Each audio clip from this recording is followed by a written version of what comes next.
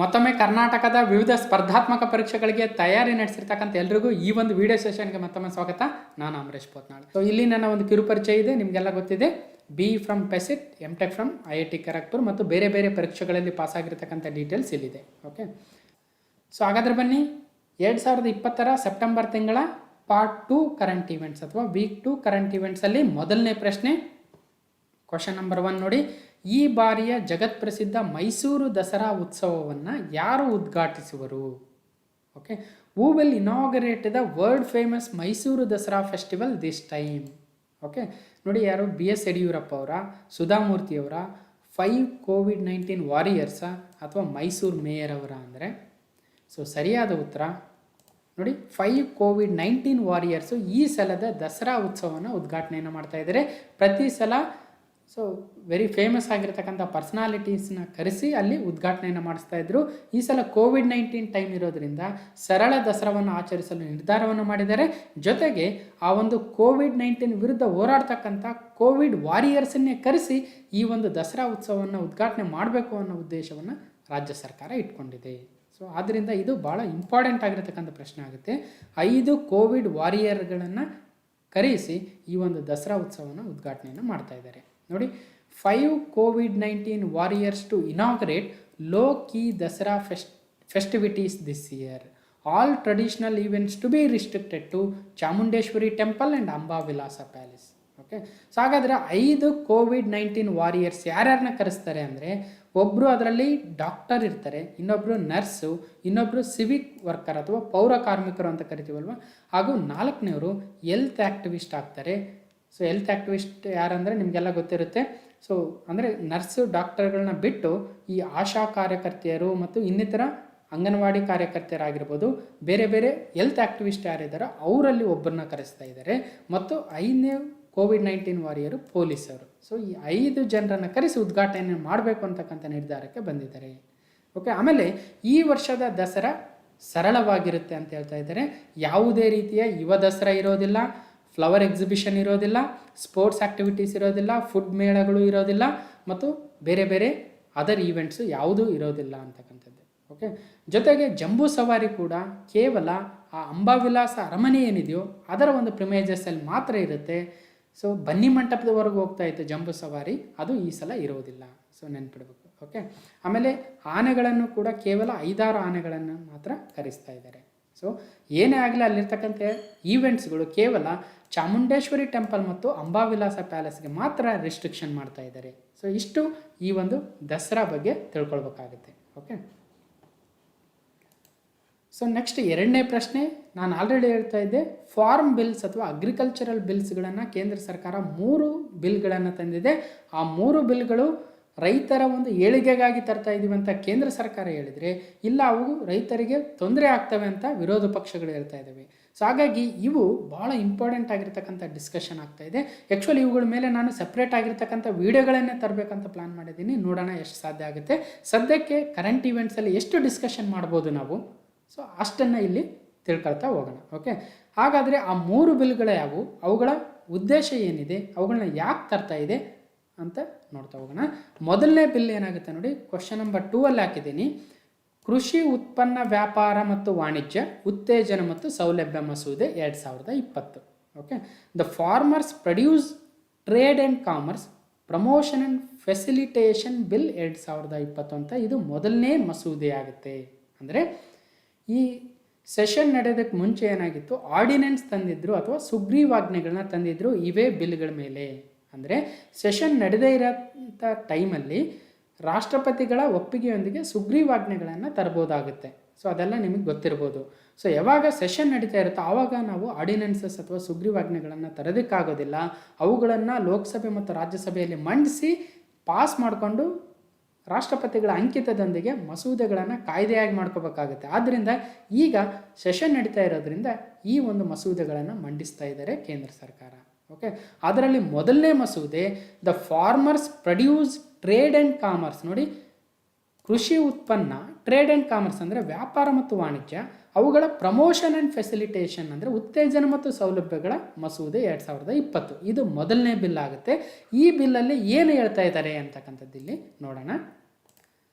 ನೋಡಿ, ಕೇಂದ್ರಕ್ಕೆ ಕೃಷಿ ಬಿಸಿ, ಕೃಷಿಕರಿಗಿದು ರಕ್ಷಾ ಕವಚ, ಆದಿ ತಪ್ಪಿಸಬೇಡಿ ಅಂತ ಪ್ರಧಾನಮಂತ್ರಿ ಮೋದಿ ಅವರು ಹೇಳ್ತಾ ಇದ್ದಾರೆ.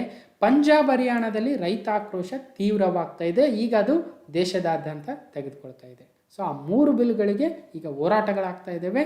ಒಂದು, ವಿರೋಧ ಪಕ್ಷಗಳು ವಾಪಸ್ ತೆಗೆದುಕೊಳ್ಳಿ ಅಂತ, ಇಲ್ಲ ಇದರಿಂದ ರೈತರಿಗೆ ಕೃಷಿಕರಿಗೆ ಒಳ್ಳೆಯದಾಗುತ್ತೆ ಅಂತ ಕೇಂದ್ರ ಸರ್ಕಾರ ಹೇಳ್ತಾ ಇದೆ. ಓಕೆ, ನೋಡಿ, ಸರ್ಕಾರ ಹೇಳುವುದೇನು, ರೈತರು ತಮ್ಮ ಉತ್ಪನ್ನವನ್ನು ದೇಶದ ಯಾವ ಭಾಗದಲ್ಲಾದರೂ ಮಾರಲು ಅವಕಾಶ ಸಿಗುತ್ತೆ ಅಂತಕ್ಕಂಥದ್ದು ಸರ್ಕಾರದ ವಾದ.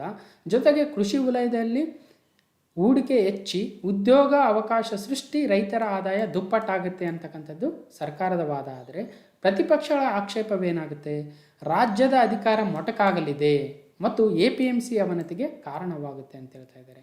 ಬಂಡವಾಳಶಾಹಿಗಳ ಕೈಗೆ ಕೃಷಿ ವಲಯ ಜಾರಿ ರೈತರಿಗೆ ಅನ್ಯಾಯವಾಗುತ್ತೆ ಅಂತ ಪ್ರತಿಪಕ್ಷಗಳ ಆಕ್ಷೇಪ ಆಗಿದೆ.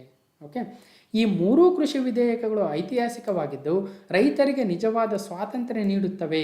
ವಾಸ್ತವದಲ್ಲಿ ಅವು ರೈತರ ರಕ್ಷಾ ಕವಚವಾಗಿ ಕೆಲಸ ಮಾಡಲಿವೆ.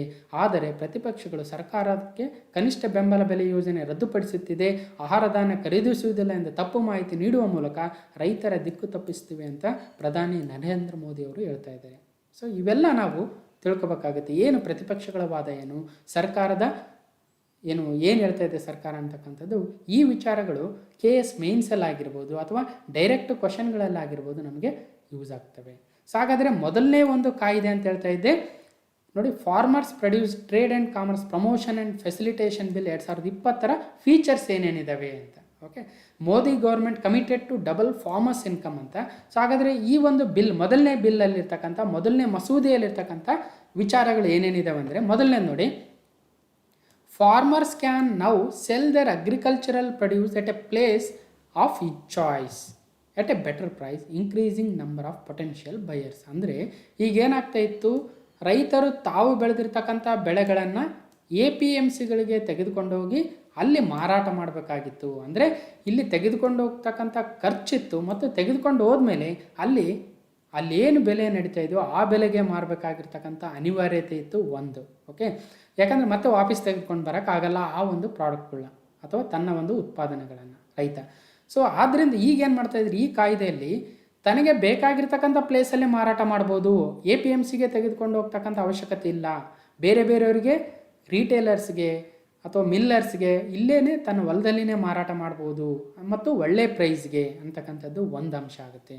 Okay, increasing the potential buyers, ಅಂದರೆ ಜಾಸ್ತಿ ಜನ ಬೈಯರ್ಸ್ ಬಂದ್ಬಿಟ್ಟು ರೈತನ ಹತ್ರನೇ ಒಂದು ಪರ್ಚೇಸ್ ಮಾಡ್ಬೋದು. ಎರಡನೇದು, essential crops like onion, potato along with food grains, oil seeds and pulses crops have been excluded from the list of essential commodities act. ಅಂದರೆ ಎಸೆನ್ಷಿಯಲ್ ಕಮಾಡಿಟೀಸ್ ಆ್ಯಕ್ಟ್ ಅಂತಕ್ಕಂಥ ಒಂದು ಕಾಯ್ದೆಯಲ್ಲಿ ಕೆಲವೊಂದು ಆಹಾರ ಉತ್ಪನ್ನಗಳನ್ನು, ಫುಡ್ ಗ್ರೈನ್ಸ್ಗಳನ್ನು, ಪಲ್ಸಸ್ನ, ಆಯಿಲ್ಗಳನ್ನ ಆ್ಯಡ್ ಮಾಡಿದ್ರು. ಅವುಗಳನ್ನು ಏನು ಮಾಡಬೇಕಾಗಿತ್ತು, ಅವರು ಎಲ್ಲಿ ಮಾರಾಟ ಮಾಡಬೇಕಾಗಿತ್ತು ಅಂದರೆ APMCಗಳಲ್ಲೇ ಮಾರಾಟ ಮಾಡಬೇಕಾಗಿತ್ತು. ಓಕೆ, ಆದ್ದರಿಂದ ಆ ಒಂದು ಉತ್ಪನ್ನಗಳನ್ನೀಗ ಎಸೆನ್ಷಿಯಲ್ ಕಮಾಡಿಟೀಸ್ ಆ್ಯಕ್ಟಿಂದ ಹೊರಗಿಟ್ಟಿದ್ದಾರೆ ಅಂತಕ್ಕಂಥದ್ದು ಈ ಒಂದು ಬಿಲ್ಲಲ್ಲಿದೆ. ಇನ್ನು 3ನೇ point, farmers can make deals with licensed traders from other States as well. ಅಂದರೆ ಈಗ ನಮ್ಮ ರಾಜ್ಯದಲ್ಲಿ ಕ್ರಾಪ್ಸ್ನ ಬೆಳೆದಿದ್ದರೆ ಈ ರೈತ ಬೇರೆ ರಾಜ್ಯಗಳಲ್ಲಿರ್ತಕ್ಕಂಥ ಬೈಯರ್ಸ್ ಅಥವಾ ಪರ್ಚೇಸ್ ಮಾಡ್ತಕ್ಕಂಥವ್ರ ಜೊತೆ ನೇರವಾಗಿ ಒಂದು ಸಂಪರ್ಕವನ್ನು ಬೆಳೆಸಿ ಅವ್ರಿಗೆ ಮಾರಾಟವನ್ನು ಮಾಡ್ಬೋದು. ಅವರು ಲೈಸೆನ್ಸ್ಡ್ ಟ್ರೇಡರ್ಸ್ ಆಗಿರಬೇಕು. ಇಲ್ಲಿ ಏನಾಗ್ತಾಯಿತ್ತು, ನಮ್ಮ ತಾಲೂಕಲ್ಲಿ ಬೆಳೆದ್ರೆ ಅಲ್ಲಿನ APMCಗೆ ತೊಗೊಂಡೋಗ್ಬೇಕಾಗಿತ್ತು ಅಥವಾ ಜಿಲ್ಲೆ APMC ತೆಗೆದುಕೊಂಡು ಹೋಗ್ಬೇಕಾಗಿತ್ತು ಅಲ್ವಾ. ಸೊ ಈಗ ಹಂಗಾಗಲ್ಲ, ಬೇರೆ ರಾಜ್ಯದವ್ರಿಗೂ ಸಹಿತ ಮಾರಾಟವನ್ನು ಮಾಡ್ಬೋದು according to farmers produce trade and commerce, ಅಂದರೆ ಹೊಸ ಒಂದು ಮಸೂದೆಯ ಪ್ರಕಾರ. ಇನ್ನು 4ನೇ ಪಾಯಿಂಟಲ್ಲಿ ನೋಡಿ, this will increase the competitiveness in the market and farmers will get a good prices for their produce. ಅಂದರೆ ಈಗ ಇಲ್ಲಿ ಹೇಳಿದ್ವಿ ನಾವು, APMC ತೆಗೆದುಕೊಂಡು ಹೋದರೆ ಅಲ್ಲೇನು ಪ್ರೈಸ್ ಇದೆಯೋ ಅದೇ ಪ್ರೈಸ್ಗೆ ಮಾರಾಟ ಮಾಡಬೇಕಾಗಿತ್ತು, ವಾಪಸ್ ತೆಗೆದುಕೊಂಡು ಬರೋಕ್ಕಾಗ್ತಾ ಇರಲಿಲ್ಲ. ಇಲ್ಲೇನಾಗುತ್ತೆ, ಈಗ ರೈತನು ತಾನು ಬೆಳೆದಿರ್ತಕ್ಕಂಥ ಬೆಳೆಯನ್ನು ಎಲ್ಲಿ ಬೇಕಾದರೂ ಮಾರಾಟ ಮಾಡ್ಬೋದು ಮತ್ತು ಯಾವ ಲೈಸೆನ್ಸ್ ಟ್ರೇಡರ್ಸ್ ಯಾರಿದ್ದಾರೆ ಅವರೆಲ್ಲರೂ ಬಂದು ಪರ್ಚೇಸ್ ಮಾಡ್ಬೋದು. ಆಗ ಬೆಳೆಗೆ ಒಂದು ಒಳ್ಳೆಯ ಬೆಲೆ ಬರುತ್ತೆ ಅಂತಕ್ಕಂಥದ್ದು ಇದರಿಂದ ಗೊತ್ತಾಗ್ತಾ ಇದೆ. ಆಮೇಲೆ next point, under this bill any Merchant having A PAN number is eligible for trade. ಯಾರು ಪ್ಯಾನ್ ನಂಬರ್ ಇದೆಯೋ ಅವರೆಲ್ಲರೂ ಈಗ ಈ ಒಂದು ಉತ್ಪನ್ನಗಳನ್ನು ಪರ್ಚೇಸ್ ಮಾಡೋದಕ್ಕೆ ಎಲಿಜಿಬಲ್ ಆಗ್ತಾರೆ. ನೆಕ್ಸ್ಟ್ ಪಾಯಿಂಟಲ್ಲಿ, farmers or traders can engage in trade within state or with other state through the electronic trading platforms. ಅಂದರೆ ನಾವು ಕೇಳಿರ್ತೀವಿ ಇ ನ್ಯಾಮ್ ಅಂತ ಬಂದಿತ್ತು ಅಲ್ವಾ, ಇ ನ್ಯಾಮ್ ಅಥವಾ ನ್ಯಾಷನಲ್ ಅಗ್ರಿಕಲ್ಚರಲ್ ಮಾರ್ಕೆಟ್ ಅಥವಾ ಈ ಮಂಡಿಗಳು ಅಂತ ಕರಿತಾ ಇದ್ವಿ. ಅವುಗಳಿಂದ ನೋಡಿ, ಕರ್ನಾಟಕದ ರೈತ ಕೇರಳದ ಬಿಸ್ನೆಸ್ ಮ್ಯಾನ್ಗೆ ಬೇಕಾದರೂ ಮಾರಾಟ ಮಾಡ್ಬೋದು, ಅಥವಾ ಗುಜರಾತಲ್ಲಿರ್ತಕ್ಕಂಥ ಟ್ರೇಡರ್ಗೂ ಬೇಕಾದರೂ ಮಾರಾಟ ಮಾಡ್ಬೋದು ಥ್ರೂ ಇ ನ್ಯಾಮ್ ಅಲ್ವಾ. ಸೊ ಅಂಥ ಒಂದು ಎಲೆಕ್ಟ್ರಾನಿಕ್ ಟ್ರೇಡಿಂಗ್ ಪ್ಲಾಟ್ಫಾರ್ಮ್ ಮುಖಾಂತರ ರೈತರು ಬೇರೆ ಬೇರೆ ರಾಜ್ಯಗಳಿಗೆ ಬೇಕಾದರೂ ಮಾರಾಟವನ್ನು ಮಾಡ್ಬೋದು. ಆಗ ಒಳ್ಳೆ ಬೆಲೆ ಎಲ್ಲಿ ಸಿಗುತ್ತೋ ಅಲ್ಲಿ ಮಾರಾಟ ಮಾಡ್ಬೋದು. ಸೊ ಅದು ಈ ಒಂದು ಮಸೂದೆಯಲ್ಲಿದೆ. ಮತ್ತು ಕೊನೆಯ point, this bill will promote a concept of one nation one market, ಒಂದು ದೇಶ ಒಂದು ಮಾರುಕಟ್ಟೆ ಅಂತಕ್ಕಂಥ ಒಂದು ಕಾನ್ಸೆಪ್ಟನ್ನು ಡೆವಲಪ್ ಮಾಡುತ್ತೆ. And allow farmers to sell their produce across the country. ರೈತರು ಇಡೀ ದೇಶದ ತುಂಬ ತಮಗೆ ಎಲ್ಲಿ ಒಳ್ಳೆ ಮಾರುಕಟ್ಟೆ ಸಿಗುತ್ತೋ, ಬೆಲೆ ಸಿಗುತ್ತೋ ಅಲ್ಲಿ ಮಾರಾಟ ಮಾಡ್ಬೋದು. ಈ ಎಲ್ಲ ಅಂಶಗಳು ಈ ಹೊಸ ಮಸೂದೆಯಲ್ಲಿದ್ದಾವೆ. ಓಕೆ, ಸೊ ಇದರಿಂದ ಏನು ತೊಂದರೆ ಆಗುತ್ತೆ ಅಂತಕ್ಕಂಥ ವಿಚಾರವನ್ನು ವಿರೋಧ ಪಕ್ಷಗಳು ಹೇಳ್ತಾ ಇದ್ದಾರೆ. ಇಲ್ಲಿ ನಾನು ಆ ತೊಂದರೆಗಳು ಏನಾಗ್ತವೆ, ಏನಾಗ್ಬೋದು ಮುಂದೆ ಅಂತಕ್ಕಂಥದ್ದನ್ನು ಇಲ್ಲಿ ಡಿಸ್ಕಸ್ ಮಾಡೋಕ್ಕೆ ಹೋಗಲ್ಲ. ಒಂದು ಸೆಪ್ರೇಟ್ ಆಗಿರ್ತಕ್ಕಂಥ ಫಾರ್ಮ್ ಬಿಲ್ ಮೇಲೆ ವಿಡಿಯೋ ತರ್ತೀನಿ. ಅಲ್ಲಿ ಆ ಆ್ಯಕ್ಚುಲ್ ಆಗಿರ್ತಕ್ಕಂಥ ಆ ಒಂದು ಬಿಲ್ಗಳಲ್ಲಿ ಏನಿದೆ ಪಾಯಿಂಟ್ಸ್, ಅವುಗಳ ಜೊತೆಗೆ ನಿಮ್ಮ ಜೊತೆ ಡಿಸ್ಕಸ್ ಮಾಡ್ತೀನಿ. ಓಕೆ, ಇಷ್ಟನ್ನು ಸದ್ಯಕ್ಕೆ ತಿಳ್ಕೊಳ್ಳೋಣ. Because it is just A current events discussion ಅಲ್ವಾ, ಇದೊಂದು ಫುಲ್ ವಿಡಿಯೋ ಏನಲ್ಲ ಇದ್ರ ಮೇಲೆ. ಓಕೆ, ಸಾಕು. ಸೊ ನೆಕ್ಸ್ಟು ಯಾವ ಬಿಲ್ಲು ಅಂದರೆ, ಯಾವ ಮಸೂದೆ ಅಂದರೆ ನೋಡಿ, 3ನೇ ಕ್ವಶನಲ್ಲಿ ಹಾಕಿದ್ದೀನಿ. The farmers empowerment and protection agreement on price assurance and farm services bill 2020. ಅಂದರೆ ಫಾರ್ಮರ್ಸ್ ಅಂದರೆ ರೈತರ, ಎಂಪವರ್ಮೆಂಟ್ ಆ್ಯಂಡ್ ಪ್ರೊಟೆಕ್ಷನ್ ಅಂದರೆ ಸಬಲೀಕರಣ ಮತ್ತು ಸಂರಕ್ಷಣೆ, agreement on price assurance and farm services bill ಅಂದರೆ ಪ್ರೈಸ್ ಅಶ್ಯೂರೆನ್ಸ್ ಅಂದರೆ ಬೆಲೆ ಖಾತರಿ, ಫಾರ್ಮ್ ಸರ್ವಿಸಸ್ ಬಿಲ್ ಅಂದರೆ ಕೃಷಿ ಸೇವೆಗಳ ಒಪ್ಪಂದ ಮಸೂದೆ. ನೋಡಿ, ಅದರದ್ದೇ ಇಂಗ್ಲೀಷ್ ಟ್ರಾನ್ಸ್ಲೇಷನ್ ಮಾಡಿದ್ದೀನಿ. ರೈತರ ಸಬಲೀಕರಣ ಮತ್ತು ಸಂರಕ್ಷಣೆ, ಬೆಲೆ ಖಾತರಿ ಮತ್ತು ಕೃಷಿ ಸೇವೆಗಳ ಒಪ್ಪಂದ ಮಸೂದೆ 2020. ಓಕೆ, ಹಾಗಾದರೆ ಇದನ್ನು ಯಾಕೆ ತಂದಿದ್ದಾರೆ, ಇದರದ್ದು ಏನು ಫೀಚರ್ಸ್ ಇದ್ದಾವೆ? ನಾನು ಆಲ್ರೆಡಿ ಹೇಳಿದೆ, ಇದರ ಒಂದು ಕಂಪ್ಲೀಟ್ ಡೀಟೇಲ್ಸನ್ನ ವೀಡಿಯೋಗಳಲ್ಲಿ ಮಾಡ್ತೀನಿ. ಸೊ ಈಗ ಸದ್ಯ ಏನೇನು ಇಂಪಾರ್ಟೆಂಟ್ ಅಂತ ತಿಳ್ಕೊಳ್ತಾ ಹೋಗೋಣ. Modi government committed to prosperity of farmers. So ಹಾಗಾದರೆ ಈ ಬಿಲ್ಲಲ್ಲಿ ಏನು ಪಾಯಿಂಟ್ಸ್ ಇದ್ದಾವೆ? ಮೊದಲನೇ point, farmers will now able to enter into direct agreements or commercial agreements for sale of produce with companies producing food products, wholesalers, retailers and exporters. ಅಂದರೆ ಈಗ ನಾವು ಬೆಳೆದಿರ್ತಕ್ಕಂಥ ಬೆಳೆಗಳನ್ನು APMCಗಳಿಗೆ ಹೋಗಿ ಯಾಕೆ ಮಾರಬೇಕು ಅಲ್ವಾ? ನಮ್ಮೂರಲ್ಲೇ ಒಂದು ಸೂಪರ್ ಮಾರ್ಕೆಟ್ ಇರುತ್ತೆ, ನಮ್ಮೂರಲ್ಲೇ ಒಂದು ಮಿಲ್ ಇರುತ್ತೆ, ಅವ್ರಿಗೆ ಡೈರೆಕ್ಟಾಗಿ ಮಾರ್ಬೋದಲ್ವಾ? ಸೊ ಅಲ್ಲೋಗಿ ಅವ್ರು ಕೇಳಿರ್ತಕ್ಕಂಥ ಬೆಲೆಗೆ ಯಾಕೆ ಮಾರಬೇಕು? ರೈತ ತಾನು ಬೆಳೆದಿರ್ತಕ್ಕಂಥ ಬೆಳೆಗಳನ್ನು ಯಾರಿಗೆ ಬೇಕಾದರೂ ಮಾರ್ತಕ್ಕಂಥ ಒಂದು ಫ್ರೀಡಮ್ನ ಕೊಡಬೇಕು ಅಂತಕ್ಕಂಥದ್ದು ಈ ಒಂದು ಬಿಲ್ಲಲ್ಲಿದೆ. ಓಕೆ, ಈ ಬಿಲ್ ಹೆಸರು ಇನ್ನೊಂದು ಸಲ ಹೇಳ್ತಾ ಇದ್ದೀನಿ ನೋಡಿ, ರೈತರ ಸಬಲೀಕರಣ ಮತ್ತು ಸಂರಕ್ಷಣೆ, ಬೆಲೆ ಖಾತರಿ ಮತ್ತು ಕೃಷಿ ಸೇವೆಗಳ ಒಪ್ಪಂದ ಮಸೂದೆ. ಓಕೆ, ಹಾಗಾದರೆ ಇಲ್ಲೇನಾಗುತ್ತೆ, ತಾನು ಬೆಳೆದಿರ್ತಕ್ಕಂಥ ಬೆಳೆಗಳನ್ನು ಅಗ್ರಿಮೆಂಟ್ ಮಾಡ್ಕೊಳ್ಳೋದು ಯಾರ ಜೊತೆ? ಫ್ರೂಟ್ ಪ್ರಾಡಕ್ಟ್ಸ್ ಅಥವಾ ಹೋಲ್ಸೇಲರ್ಸ್ ಅಥವಾ ರೀಟೇಲರ್ಸ್ ಜೊತೆ ಅಗ್ರಿಮೆಂಟ್ಗಳನ್ನು ಮಾಡ್ಕೊಳ್ಳೋದು. ಸಪೋಸ್ ಇಲ್ಲಿ ಒಂದು ರೈಸ್ ಮಿಲ್ ಇದೆ, ಈ ರೈಸ್ ಮಿಲ್ಲರು ಈ ಒಂದು ರೈತನ ಜೊತೆ ಅಗ್ರಿಮೆಂಟ್ಗಳನ್ನು ಮಾಡ್ಕೊಳ್ತಾರೆ. ನೀನು ಬೆಳೆದಿರ್ತಕ್ಕಂಥ ಬೆಳೆಗಳನ್ನು ನಮಗೆ ಕೊಡು, ನಿನಗೆ ಈ ರೀತಿಯ ಒಂದು ರೇಟನ್ನು ಕೊಡ್ತೀವಿ ಅಂತಕ್ಕಂಥ ಒಂದು ಅಗ್ರಿಮೆಂಟ್ ಆಗುತ್ತೆ. ಒಂದು ಒಳ್ಳೆ ಪ್ರೈಸಲ್ಲೇ ಒಂದು ಅಗ್ರಿಮೆಂಟ್ ಆಗಬೇಕು ಅಂತಕ್ಕಂಥದ್ದು. ಅಥವಾ ಎಕ್ಸ್ಪೋರ್ಟರ್ ಆಗಿರ್ಬೋದು, ಅಥವಾ ಫುಡ್ ಪ್ರಾಡಕ್ಟನ್ನು ಹೋಲ್ಸೇಲರ್ ಆಗಿರ್ಬೋದು. ಸೊ ಇವರೆಲ್ಲರ ಜೊತೆ ಫಾರ್ಮರು ಅಗ್ರಿಮೆಂಟ್ ಮಾಡ್ಕೋಬೋದು ಈ ಬಿಲ್ ಪ್ರಕಾರ. 2ನೇ ಪಾಯಿಂಟಲ್ಲಿ, after the sale of produce is decided with a company or businessman, the buyer will responsible for providing a necessary means or inputs for good crop yield. ಅಂದರೆ ಈ ಒಂದು business man ಒಂದ್ಸಲ ಒಪ್ಪಂದ ಮಾಡಿಕೊಂಡ್ರೆ ಈ ರೈತನ ಜೊತೆ, ಈ ರೈತ ತನ್ನ ಬೆಳೆಯನ್ನು ಬೆಳೆಯೋದಕ್ಕೋಸ್ಕರ ಏನೇನು ಬೇಕೋ ಆ ಇನ್ಪುಟ್ಸ್ ಆಗಿರ್ಬೋದು ಅವುಗಳನ್ನು ಆ ಯಾರು ಬಿಸ್ನೆಸ್ ಮ್ಯಾನು ಅಥವಾ ಕಂಪನಿ ಇದೆಯೋ ಆ ಕಂಪನಿ ಪ್ರೊವೈಡ್ ಮಾಡಬೇಕಾಗುತ್ತೆ. ಏನೇನು? ಒಂದು ರಸಗೊಬ್ಬರಗಳು ಬೇಕಾದರೆ, ಅಥವಾ ಪೆಸ್ಟಿಸೈಡ್ಸ್ ಬೇಕಾದರೆ, ಅಥವಾ ಬೇರೆ ಏನಾದರೂ ವಿಚಾರ ಬೇಕಾದರೆ ಅವರು ಸಹಾಯವನ್ನು ಮಾಡಬೇಕಾಗುತ್ತೆ ಒಂದು ಸಲ ಅಗ್ರಿಮೆಂಟ್ ಆದ ನಂತರ.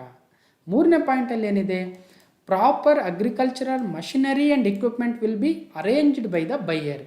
ಯಾರು ಬೈಯರ್ ಇದ್ದಾನೋ ಅವನೇನು ಮಾಡಬೇಕು, ಮಷಿನರಿ ಏನಾದರೂ ಟ್ರ್ಯಾಕ್ಟರ್ ಬೇಕಾ ಅಥವಾ ಇನ್ನೊಂದು ಯಾವುದೋ ಇಕ್ವಿಪ್ಮೆಂಟ್ ಬೇಕಾ, ಆ ಇಕ್ವಿಪ್ಮೆಂಟ್ಗಳನ್ನು ಅರೇಂಜ್ ಮಾಡ್ತಕ್ಕಂಥದ್ದು ಈ ಬೈಯರ್ ಕೆಲಸ ಆಗುತ್ತೆ. ಯಾಕಂದರೆ ಈ ಪ್ರೊಡ್ಯೂಸರ್ ಅಥವಾ ರೈತರು ಎಲ್ಲವನ್ನು ಪರ್ಚೇಸ್ ಮಾಡೋಕ್ಕಾಗಲ್ಲ. ಒಂದು ಟ್ರ್ಯಾಕ್ಟರ್ ಆಗಿರ್ಬೋದು ಅಥವಾ ಇನ್ಯಾವುದೋ ಇಕ್ವಿಪ್ಮೆಂಟ್ ಬೇಕಾಗಿರುತ್ತಲ್ವ, ಆ ಇಕ್ವಿಪ್ಮೆಂಟ್ಗಳನ್ನು ಆ ರೈತ ಪರ್ಚೇಸ್ ಮಾಡೋಕ್ಕಾಗಲ್ಲ. ಯಾಕಂದರೆ ನಮ್ಮ ದೇಶದಲ್ಲಿ ಸಣ್ಣ ಮತ್ತು ಅತಿ ಸಣ್ಣ ರೈತರೇ ಜಾಸ್ತಿ ಇದ್ದೀವಿ.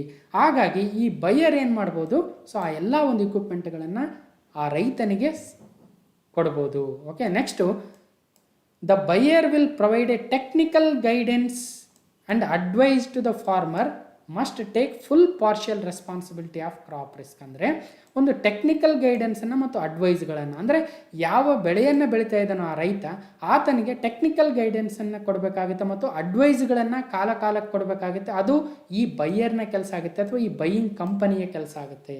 ಓಕೆ, ಇಲ್ಲಿ ಸಪೋಸ್ ರೈತ ಎ ಇದ್ದಾನೆ, ಇನ್ನೊಂದು ಕಂಪನಿ ಯಾವುದೋ ಎಕ್ಸ್ ಕಂಪನಿ ಇದೆ. ಈ ಎಕ್ಸ್ ಕಂಪನಿ ಈ ಎ ರೈತನ ಜೊತೆ ಅಗ್ರಿಮೆಂಟ್ ಮಾಡ್ಕೊಂಡ ನಂತರ ಇಷ್ಟೆಲ್ಲ ಕೆಲಸಗಳನ್ನ ಮಾಡಬೇಕಾಗುತ್ತೆ according to the new bill which is ಈಗೇನು ಮಸೂದೆಯನ್ನು ಮಂಡನೆಯನ್ನು ಮಾಡಿದ್ದಾರೆ ಆ ಒಂದು ಬಿಲ್ ಪ್ರಕಾರ. ಓಕೆ, ನೆಕ್ಸ್ಟು 5th ಪಾಯಿಂಟಲ್ಲಿ ನೋಡಿ, during the crop production the crop will continue to be owned by the farmer and crop will be insured and the farmer will also be able to take a loans from the financial institutions. ಅಂದರೆ ಈ ಒಂದು ಬೆಳವಣಿಗೆ ದಿನಗಳೇನಿದೆಯೋ ಅದರಲ್ಲಿ ಆ ಫಾರ್ಮರೇ own ಆಗಿರ್ತಾನೆ ಆ ಒಂದು crop ಮೇಲೆ. ಆಮೇಲೆ ಈ ಒಂದು ಬೆಳೆಗಳಿಗೆ ಇನ್ಶೂರೆನ್ಸನ್ನು ಮಾಡಿಸ್ಬೇಕಾಗುತ್ತೆ. ಜೊತೆಗೆ ಆ ಫಾರ್ಮರ್ ಅಥವಾ ರೈತ ಫೈನಾನ್ಷಿಯಲ್ ಇನ್ಸ್ಟಿಟ್ಯೂಷನ್ಸಿಂದ ಅಂದರೆ ಬ್ಯಾಂಕ್ಗಳಿಂದ ಸಾಲವನ್ನು ತೆಗೆದುಕೊಳ್ಳಲು ಸಹಿತ ಸಾಧ್ಯ ಮಾಡಿಕೊಡ್ಬೇಕಾಗುತ್ತೆ, ಈ ಬೈಯರ್ ಆಗಿರ್ಬೋದು ಅಥವಾ ಈ ಕಾನೂನು ಆಗಿರ್ಬೋದು.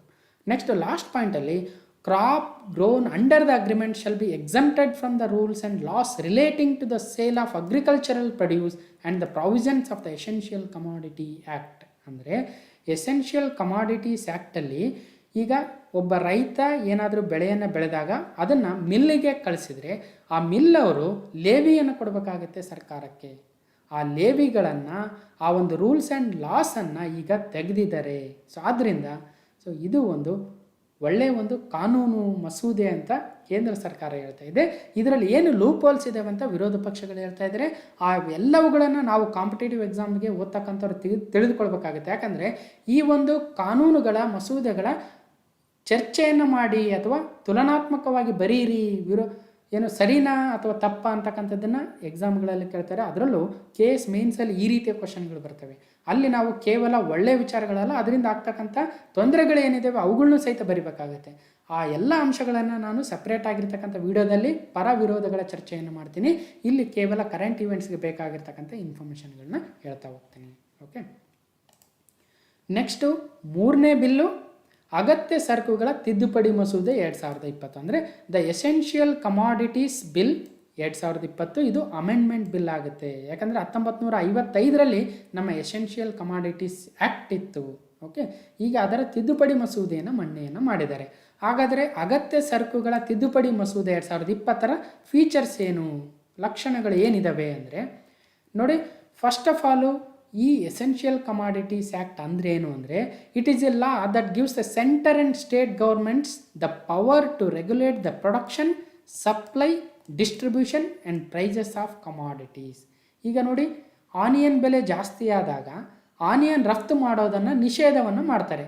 ಆಗೇನಾಗುತ್ತೆ, ಸಪ್ಲೈ ನಮ್ಮ ದೇಶದಲ್ಲಿ ಜಾಸ್ತಿ ಆಗುತ್ತೆ.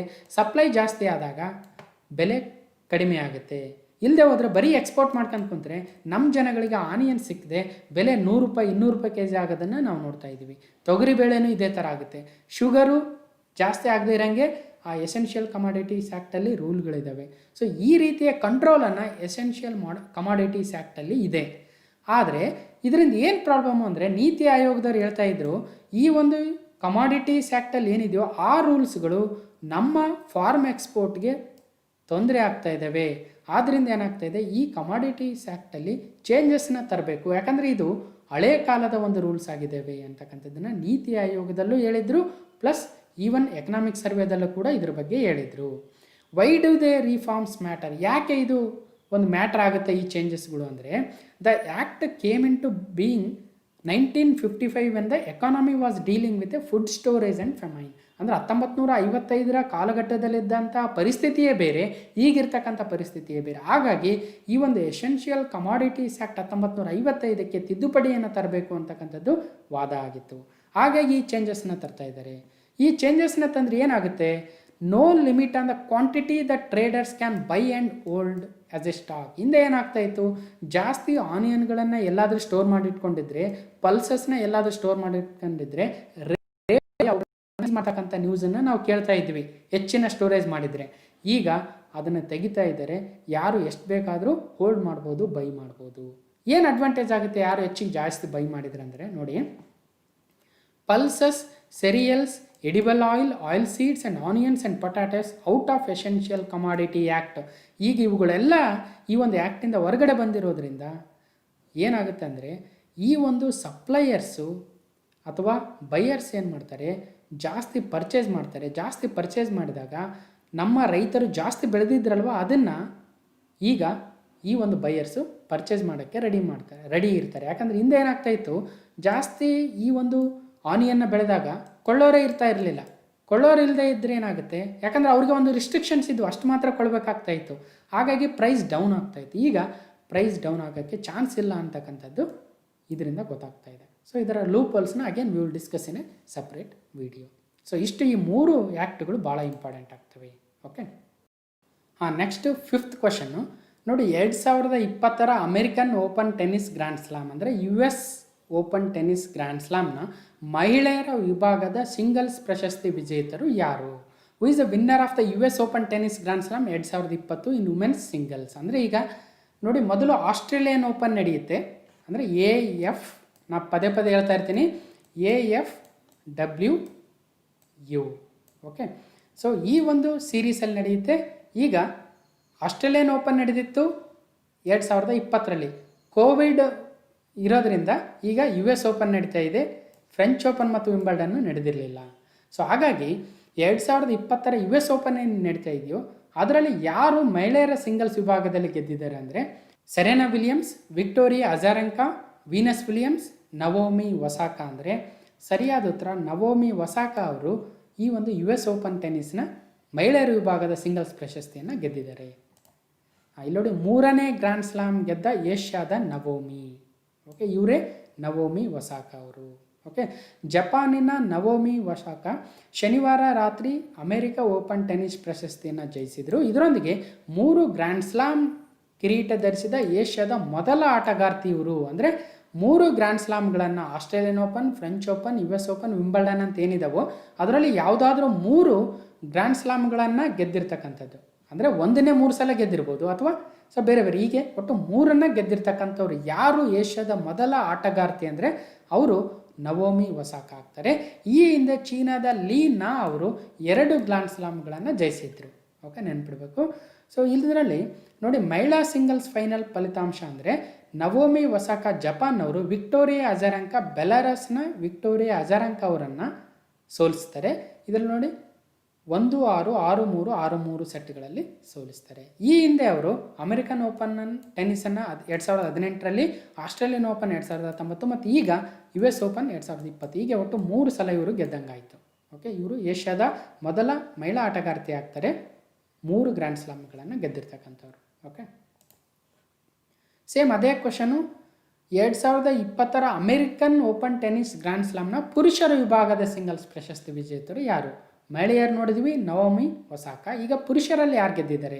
ಹೂ is the winner of the US open tennis grand slam 2020 in men's singles? ಅಂದರೆ Dominic Thiem, Alexander Zverev, Roger Federer, Novak ಜೋಕೋವಿಚ್. ಅಂದರೆ ಸರಿಯಾದ ಉತ್ತರ ಡೊಮಿನಿಕ್ ಥೀಮ್ ಅವರು 2020 US ಓಪನ್ ಗ್ರ್ಯಾಂಡ್ ಸ್ಲಾಮ್ನ ಮೆನ್ಸ್ ಸಿಂಗಲ್ಸಲ್ಲಿ ಗೆದ್ದಿದ್ದಾರೆ. ಇಲ್ಲಿ ನೋಡಿ, ಗ್ರ್ಯಾಂಡ್ ಸ್ಲಾಮ್ ಅಂಗಣದ ಹೊಸ ದೊರೆ ಥೀಮ್. ಓಕೆ, ಅಮೆರಿಕ ಓಪನ್ ಜ್ವೆರೇವ್ಗೆ ಸೋಲುಣಿಸಿದ ಆಸ್ಟ್ರಿಯಾ ಆಟಗಾರ, 2 ಹೊಸ ದಾಖಲೆಗಳು ಸೃಷ್ಟಿಯಾದವು.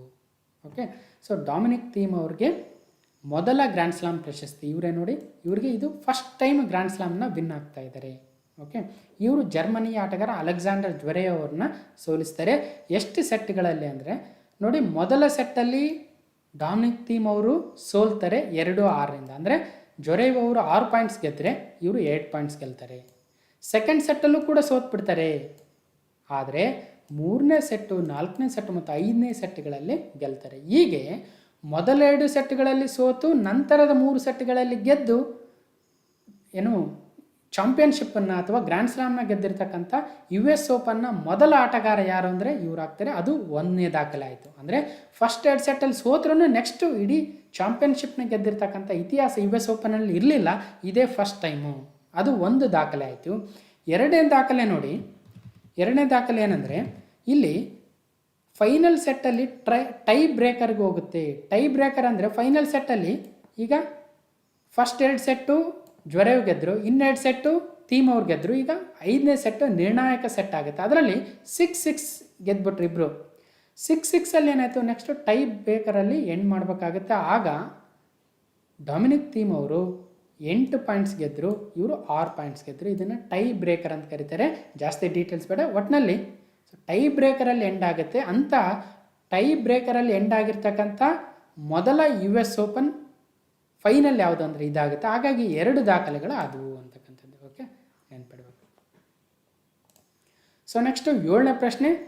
ಶಿಂಜೋ ಅಬೆ ಅವರು ಪ್ರಧಾನಿ ಹುದ್ದೆಗೆ ರಾಜೀನಾಮೆ ನೀಡಿದ ನಂತರ ಈಗ ಅವರ ಸ್ಥಾನಕ್ಕೆ ಯೋಶಿಹಿಡೆ ಸುಗಾ ಅವರು ಯಾವ ದೇಶದ ಪ್ರಧಾನಿ ಹುದ್ದೆಗೆ ಆಯ್ಕೆಯಾಗಿದ್ದಾರೆ ಅಂದರೆ Yoshihide Suga is replacing the Shinzo Abe as a prime minister of which country?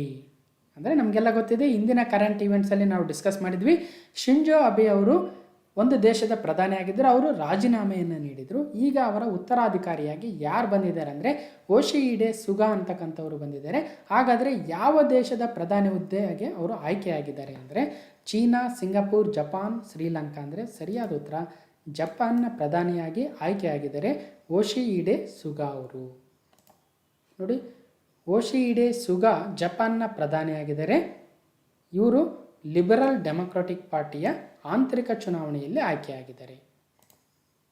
Okay, so ಇವರು ರೈತನ ಮಗ, ಈಗ ಜಪಾನ್ ಪ್ರಧಾನಿ. ಇವರೇ ನೋಡಿ ಸುಗಾ ಅವರು, ನೆನ್ಪಿಡ್ಬೇಕು. ಓಕೆ, ಸೊ 8ನೇ ಪ್ರಶ್ನೆ. ಕರ್ನಾಟಕ ಕ್ಯಾಬಿನೆಟ್ ಇತ್ತೀಚೆಗೆ ಹೊಸ ಮಾಹಿತಿ ತಂತ್ರಜ್ಞಾನ ಅಥವಾ IT ನೀತಿಯನ್ನು ಅಂಗೀಕರಿಸಿತು. ಅದರಲ್ಲಿ ಉಲ್ಲೇಖಿಸಲಾದ ಕ್ರಮಗಳು ಯಾವುವು ಅಂದರೆ Karnataka cabinet approved A new information technology IT policy recently. What are the measures mentioned in it ಅಂದರೆ ಯಾವ್ಯಾವು ನೋಡಿ. ಸಮಗ್ರ ಕರ್ನಾಟಕಕ್ಕೆ IT ಹಬ್ಬನ್ನು ತರಬೇಕಂತಕ್ಕಂಥ ಉದ್ದೇಶವನ್ನು ಈ ಹೊಸ IT ನೀತಿ 2020-25ರಲ್ಲಿ ಒಪ್ಪಿಗೆಯನ್ನು ಕೊಟ್ಟಿದೆ ಸಚಿವ ಸಂಪುಟ. ಓಕೆ, ಮೊದಲು 1997ರಲ್ಲಿ ನಮ್ಮ ರಾಜ್ಯದಲ್ಲಿ ಮೊದಲ IT ನೀತಿಯನ್ನು ತರಲಾಗಿತ್ತು. ಓಕೆ, ಈಗ 2020-25ಕ್ಕೆ ಹೊಸ IT ನೀತಿಯನ್ನು ತರ್ತಾ ಇದ್ದಾರೆ. ಇದರಲ್ಲಿ ಏನೇನು ಅಂಶಗಳಿದ್ದಾವೆ ಅಂದರೆ ನೋಡಿ, IT ನೀತಿಯ ಮುಖ್ಯಾಂಶಗಳು ಅಂದರೆ ABC ಎಂದು ವಲಯ ವರ್ಗೀಕರಿಸಿ ರಾಜ್ಯದ ಎಲ್ಲ ಜಿಲ್ಲೆಗಳಲ್ಲೂ ಮಾಹಿತಿ ತಂತ್ರಜ್ಞಾನ ಉದ್ಯಮವನ್ನು ವಿಸ್ತರಣೆ ಮಾಡಬೇಕು. ಕೇವಲ ಬೆಂಗಳೂರು ಮತ್ತು ಬೆಂಗಳೂರು ಸುತ್ತಮುತ್ತ ಅಲ್ಲ, ರಾಜ್ಯದ ವಿವಿಧ ಜಿಲ್ಲೆಗಳಲ್ಲೂ ಸಹಿತ IT ಒಂದು ಉದ್ಯಮವನ್ನು ವಿಸ್ತರಣೆ ಮಾಡಬೇಕು. ಅದರಲ್ಲಿ ABC ಅಂತಕ್ಕಂಥ ವಲಯಗಳನ್ನು ವರ್ಗೀಕರಿಸಬೇಕು. ಅಲ್ಲೆಲ್ಲ ಯಾರು IT ಉದ್ಯಮವನ್ನು ಸ್ಥಾಪನೆ ಮಾಡೋಕ್ಕೆ ಬರ್ತಾರೋ ಅವರಿಗೆ ಹಲವಾರು ಒಂದು ಉತ್ತೇಜನವನ್ನು ನೀಡ್ತಕ್ಕಂಥದ್ದು. ನೋಡಿ, ಸುಸ್ಥಿರ IT ವ್ಯವಸ್ಥೆಗೆ ಸೈಬರ್ ಸೆಕ್ಯುರಿಟಿ ನೀತಿ ಅನ್ವಯ ಭದ್ರತೆಯನ್ನು ನೀಡ್ತಕ್ಕಂಥದ್ದು. ಉತ್ತರ ಕರ್ನಾಟಕದ ಜಿಲ್ಲೆಗಳಲ್ಲಿ ಹೂಡಿಕೆ ಹೆಚ್ಚಿಸಲು ಭೂಮಿ ಖರೀದಿ, ವಿದ್ಯುತ್ತು, ನೀರಿಗೆ ವಿಶೇಷ ರಿಯಾಯಿತಿಯನ್ನು ಕೊಡ್ತಕ್ಕಂಥದ್ದು. ಅಂದರೆ ಯಾರು ಉದ್ಯಮವನ್ನು ಸ್ಥಾಪನೆಯನ್ನು ಮಾಡಲು ಮುಂದೆ ಬರ್ತಾ ಇದ್ದಾರೋ ಅವರಿಗೆ ಭೂಮಿ ಖರೀದಿ ಮಾಡಲಿಕ್ಕೆ ವಿದ್ಯುತ್ ಮತ್ತು ನೀರಿನ ವಿಶೇಷ ರಿಯಾಯಿತಿಗಳನ್ನು ಕೊಡ್ತಕ್ಕಂಥದ್ದು. 10 ಕೋಟಿ ರೂಪಾಯಿವರೆಗಿನ ಹೂಡಿಕೆಗೆ ಸರ್ಕಾರವೇ ಭದ್ರತೆಯನ್ನು ನೀಡುತ್ತೆ ಅಂತ ಈ ಒಂದು IT ನೀತಿಯಲ್ಲಿ ತರ್ತಾ ಇದ್ದಾರೆ. ಮತ್ತು ವರ್ಕ್ ಫ್ರಮ್ ಹೋಮ್ ಉದ್ಯೋಗಿಗಳಿಗೆ ಪ್ರತ್ಯೇಕವಾಗಿರ್ತಕ್ಕಂಥ ಇಂಟರ್ನೆಟ್ 5G ಇಂಟರ್ನೆಟ್ ಸೌಲಭ್ಯವನ್ನು ನೀಡಲು ಕುರಿತು ಕ್ರಮವನ್ನು ಕೈಗೊಳ್ತೀವಿ ಅಂತ ಹೇಳ್ತಾ ಇದ್ದಾರೆ. ಓಕೆ, ಇಷ್ಟು ನೆನ್ಪಿಡಬೇಕು. ಜೊತೆಗೆ ನಮ್ಮ ದೇಶದ ಆರ್ಥಿಕತೆಯಲ್ಲಿ $1,00,000 ಕೋಟಿ ಡಿಜಿಟಲ್ ಆರ್ಥಿಕತೆಯಿಂದ ತರಬೇಕು ಅಂತಕ್ಕಂಥ ಒಂದು ಪ್ರಯತ್ನ ಏನಿದೆಯೋ ಅದರಲ್ಲಿ 3% ರಾಜ್ಯದಿಂದಲೇ ನೀಡಬೇಕಂತಕ್ಕಂಥದ್ದು ಈ ಒಂದು ಸರ್ಕಾರದ ಗುರಿಯಾಗಿದೆ ಅಂತ ಮಾಹಿತಿ ತಂತ್ರಜ್ಞಾನ ಸಚಿವರಾಗಿರ್ತಕ್ಕಂಥ ಮತ್ತು ಉಪಮುಖ್ಯಮಂತ್ರಿಗಳು ಆಗಿರ್ತಕ್ಕಂಥ ಡಾಕ್ಟರ್ CN ಅಶ್ವತ್ಥನಾರಾಯಣ ಅವರು ಹೇಳಿದ್ದಾರೆ. ಓಕೆ, 9ನೇ ಪ್ರಶ್ನೆ. ಭಾರತ ಮತ್ತು ರಷ್ಯಾ ದೇಶಗಳ ನೌಕಾಪಡೆಗಳ ಸಮರಾಭ್ಯಾಸವು ಇತ್ತೀಚೆಗೆ ಅಂಡಮಾನ್ ಸಮುದ್ರದಲ್ಲಿ ನಡೆಯಿತು. ಇದರ ಹೆಸರೇನು ಅಂದರೆ 11th edition of the India Russia bilateral maritime exercise held in bay of Bengal recently. What was the name of this exercise ಅಂದರೆ ಸೊ ಇಂದ್ರಾ 2020 ಸರಿಯಾದ ಉತ್ತರ ಆಗುತ್ತೆ. ಇಲ್ಲಿ ನಾನು ಬೇರೆ ಬೇರೆ ಹೆಸರುಗಳನ್ನ ಕೊಟ್ಟು ಕನ್ಫ್ಯೂಸ್ ಮಾಡೋಕ್ಕೆ ಹೋಗಿಲ್ಲ, ಡೈರೆಕ್ಟ್ಲಿ ಅದೇ ನೇಮನ್ನು ಕೊಟ್ಟಿದ್ದೀನಿ. ಇಂದ್ರಾ 2020 ಅಥವಾ ಇಂದ್ರಾ 2020 ಅಂತಕ್ಕಂಥದ್ದು ಭಾರತ ಮತ್ತು ರಷ್ಯಾ ದೇಶಗಳ ನೌಕಾಪಡೆಗಳ ನಡುವಿನ ಸಮರಾಭ್ಯಾಸವಾಗಿದೆ. ಓಕೆ, ನೋಡಿ 11th edition of the Indira navy, a bilateral maritime exercise between India and Russia is held in a Bay of Bengal. ಮೊದಲು 2003ರಲ್ಲಿ ಸ್ಟಾರ್ಟ್ ಮಾಡಿದರು, ಈಗ 2020ರಲ್ಲಿ 11ನೇ ಎಡಿಷನ್ ನಡೀತಾ ಇದೆ. ಯಾವ ದೇಶಗಳ ಮಧ್ಯೆ ಅಂದರೆ ಇಂಡಿಯಾ ಮತ್ತು ರಷ್ಯಾಗಳ ಮಧ್ಯೆ. ಅದರ ಹೆಸರು ಇಂದಿರಾ ಅಂತಕ್ಕಂಥದ್ದು. ಓಕೆ,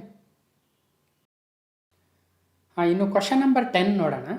ನೋಡಿ, ಹುಲಿ ಯೋಜನೆಯಂತೆಯೇ ಪ್ರಾಜೆಕ್ಟ್ ಡಾಲ್ಫಿನ್ ಅಥವಾ ಡಾಲ್ಫಿನ್ ಯೋಜನೆಯನ್ನು ಅನುಷ್ಠಾನಗೊಳಿಸಲಾಗುವುದೆಂದು ಪ್ರಧಾನಮಂತ್ರಿಯವರು ಘೋಷಣೆಯನ್ನು ಮಾಡಿದ್ದಾರೆ.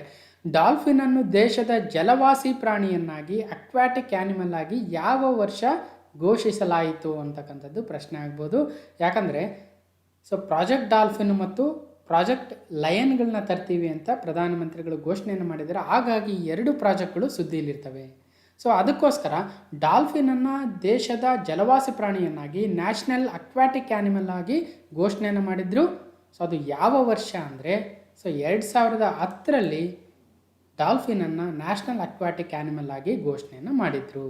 ಓಕೆ, ಇಲ್ಲಿ ನೋಡಿ 16th August 2020ರಂದು ಈ ಒಂದು ನ್ಯೂಸ್ ಬಂದಿರತಕ್ಕಂಥದ್ದು. ಅಂದರೆ ಸ್ವತಂತ್ರೋತ್ಸವದ ದಿನದ ಅಂಗವಾಗಿ ಪ್ರಧಾನಮಂತ್ರಿಗಳು ತಮ್ಮ ಭಾಷಣದಲ್ಲಿ ಈ 2 ಪ್ರಾಜೆಕ್ಟ್ಗಳನ್ನ ಬಯೋಡೈವರ್ಸಿಟಿ ಕನ್ಸರ್ವೇಷನ್ ಸಲುವಾಗಿ ಘೋಷಣೆಯನ್ನು ಮಾಡಿದರು. ಯಾವುದಂದರೆ ಒಂದು ಪ್ರಾಜೆಕ್ಟ್ ಲಯನ್ ಮತ್ತು ಇನ್ನೊಂದು ಪ್ರಾಜೆಕ್ಟ್ ಡಾಲ್ಫಿನ್ ಆಗುತ್ತೆ. ಓಕೆ, ಯಾಕಂದರೆ ನೋಡಿ, ನಮ್ಮ ದೇಶದಲ್ಲಿ ಪ್ರಾಜೆಕ್ಟ್ ಟೈಗರನ್ನು 1973ರಲ್ಲಿ ತಂದಿದ್ವಿ ಮತ್ತು ಪ್ರಾಜೆಕ್ಟ್ ಎಲಿಫೆಂಟನ್ನು 1992ರಲ್ಲಿ ತಂದಿದ್ವಿ. ಈ 2 ಪ್ರಾಜೆಕ್ಟ್ಗಳು ವೈಲ್ಡ್ ಲೈಫ್ ಕನ್ಸರ್ವೇಷನ್ ಎಫರ್ಟ್ಸ್ ಏನಿತ್ತು ಸರ್ಕಾರದಿಂದ, ಕೇಂದ್ರ ಸರ್ಕಾರದಿಂದ ಮತ್ತು ರಾಜ್ಯ ಸರ್ಕಾರಗಳ ಸಹಯೋಗದೊಂದಿಗೆ ಏನಾಗಿತ್ತು, ಇವು ಭಾಳ ಸಕ್ಸಸ್ಫುಲ್ ಆಗಿದ್ವು. ಅಂದರೆ ಅಳಿವಿನಂಚಿನಲ್ಲಿದ್ದಂಥ ಟೈಗರ್ಗಳನ್ನು, ಹುಲಿಗಳನ್ನು ಒಂದು ಒಳ್ಳೆಯ ಸಂಖ್ಯೆಗೆ ಏರಿಸಿರ್ತಕ್ಕಂಥ ಕೀರ್ತಿ ಈ ಒಂದು ಪ್ರಾಜೆಕ್ಟ್ ಟೈಗರ್ಗೆ ಸಲ್ಲುತ್ತೆ. ಅದರ ಅಡಿಯಲ್ಲಿ ಹಲವಾರು ಟೈಗರ್ ಪ್ರಾಜೆಕ್ಟ್ಗಳನ್ನ, ಹಲವಾರು ಟೈಗರ್ ರಿಸರ್ವ್ಗಳನ್ನ ಘೋಷಣೆಯನ್ನು ಮಾಡಲಾಗಿತ್ತು. ಅದೇ ರೀತಿಯಾಗಿ 1992ರಲ್ಲಿ ಪ್ರಾಜೆಕ್ಟ್ ಎಲಿಫೆಂಟ್ನ ತರಲಾಗುತ್ತೆ. ಹಾಗಾಗಿ ಎಲಿಫೆಂಟ್ಗಳ ಸಂಖ್ಯೆಯನ್ನು ಸಹಿತ ನಮ್ಮ ದೇಶದಲ್ಲಿ ಹೆಚ್ಚಿಸಿದ್ದೀವಿ ಕೂಡ, ಮತ್ತು ಎಲಿಫೆಂಟ್ ರಿಸರ್ವ್ಗಳನ್ನು ಸ್ಥಾಪನೆ ಕೂಡ ಮಾಡಿದ್ದೀವಿ. ಅದ್ರ ಜೊತೆಗೆ ಅದೇ ಹಾದಿಯಲ್ಲಿ ಪ್ರಾಜೆಕ್ಟ್ ಲಯನ್ ಮತ್ತು ಪ್ರಾಜೆಕ್ಟ್ ಡಾಲ್ಫಿನ್ಗಳನ್ನು ತರಬೇಕು ಅನ್ನೋ ಉದ್ದೇಶವನ್ನು ಪ್ರಧಾನಮಂತ್ರಿಗಳು ತಮ್ಮ ಭಾಷಣದಲ್ಲಿ ಘೋಷಣೆಯನ್ನು ಮಾಡಿದ್ದಾರೆ. In the coming days we are starting project lion for the Asiatic Lions.